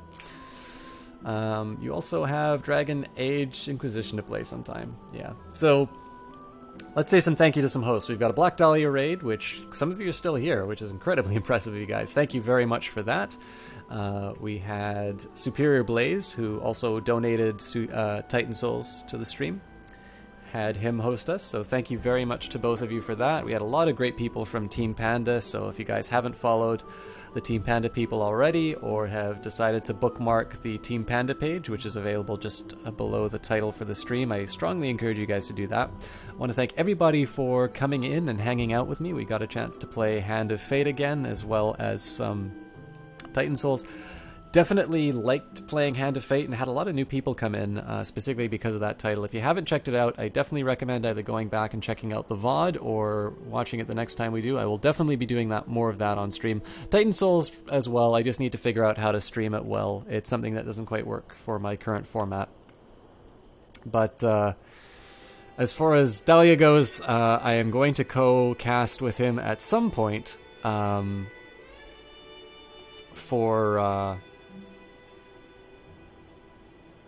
I'm going to co-cast with him at some point for Men of War Assault Squad. Sorry, Men of War 2 Assault Squad. I will get back to you tomorrow evening on that for sure. In the meantime, the next scheduled stream that I have is Friday evening, where we'll be doing Crusader Kings 2. And again, I want to get back to the habit of doing one weekend stream and streams of opportunity over the course of the week, but I can guarantee you Mondays and Fridays, we've been pretty good at keeping those, with the exception of things like power outages or other issues coming up. So thanks again, everybody, for hanging out tonight. One actually comment I want to make is thanks to all of you. I've noticed the last few streams have not really gone below double digits until like the very end. So that's a little bit of growth I have you guys to thank for, and I definitely appreciate the votes of confidence. We had a lot of follows come through today as well. So please don't think that these things are taken for granted. I know that you guys have a lot of really good options in terms of streams, and I always appreciate you hanging out here. I am going to continue by passing on the love. This time I'm going to host Alaskan Scavenge. I know I tend to host him quite a bit. It's just because the hour that he casts tends to make him a very eligible individual for that.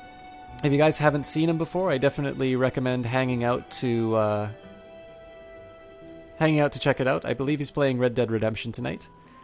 And give it a couple minutes, see if it's your kind of a thing, and if it's not, I hope you have some luck finding what you're looking for in the evening. If you do enjoy it, he's definitely a good caster, so I'll be hanging out there for a little while before turning in. As always, thanks for watching, and we will see you next time.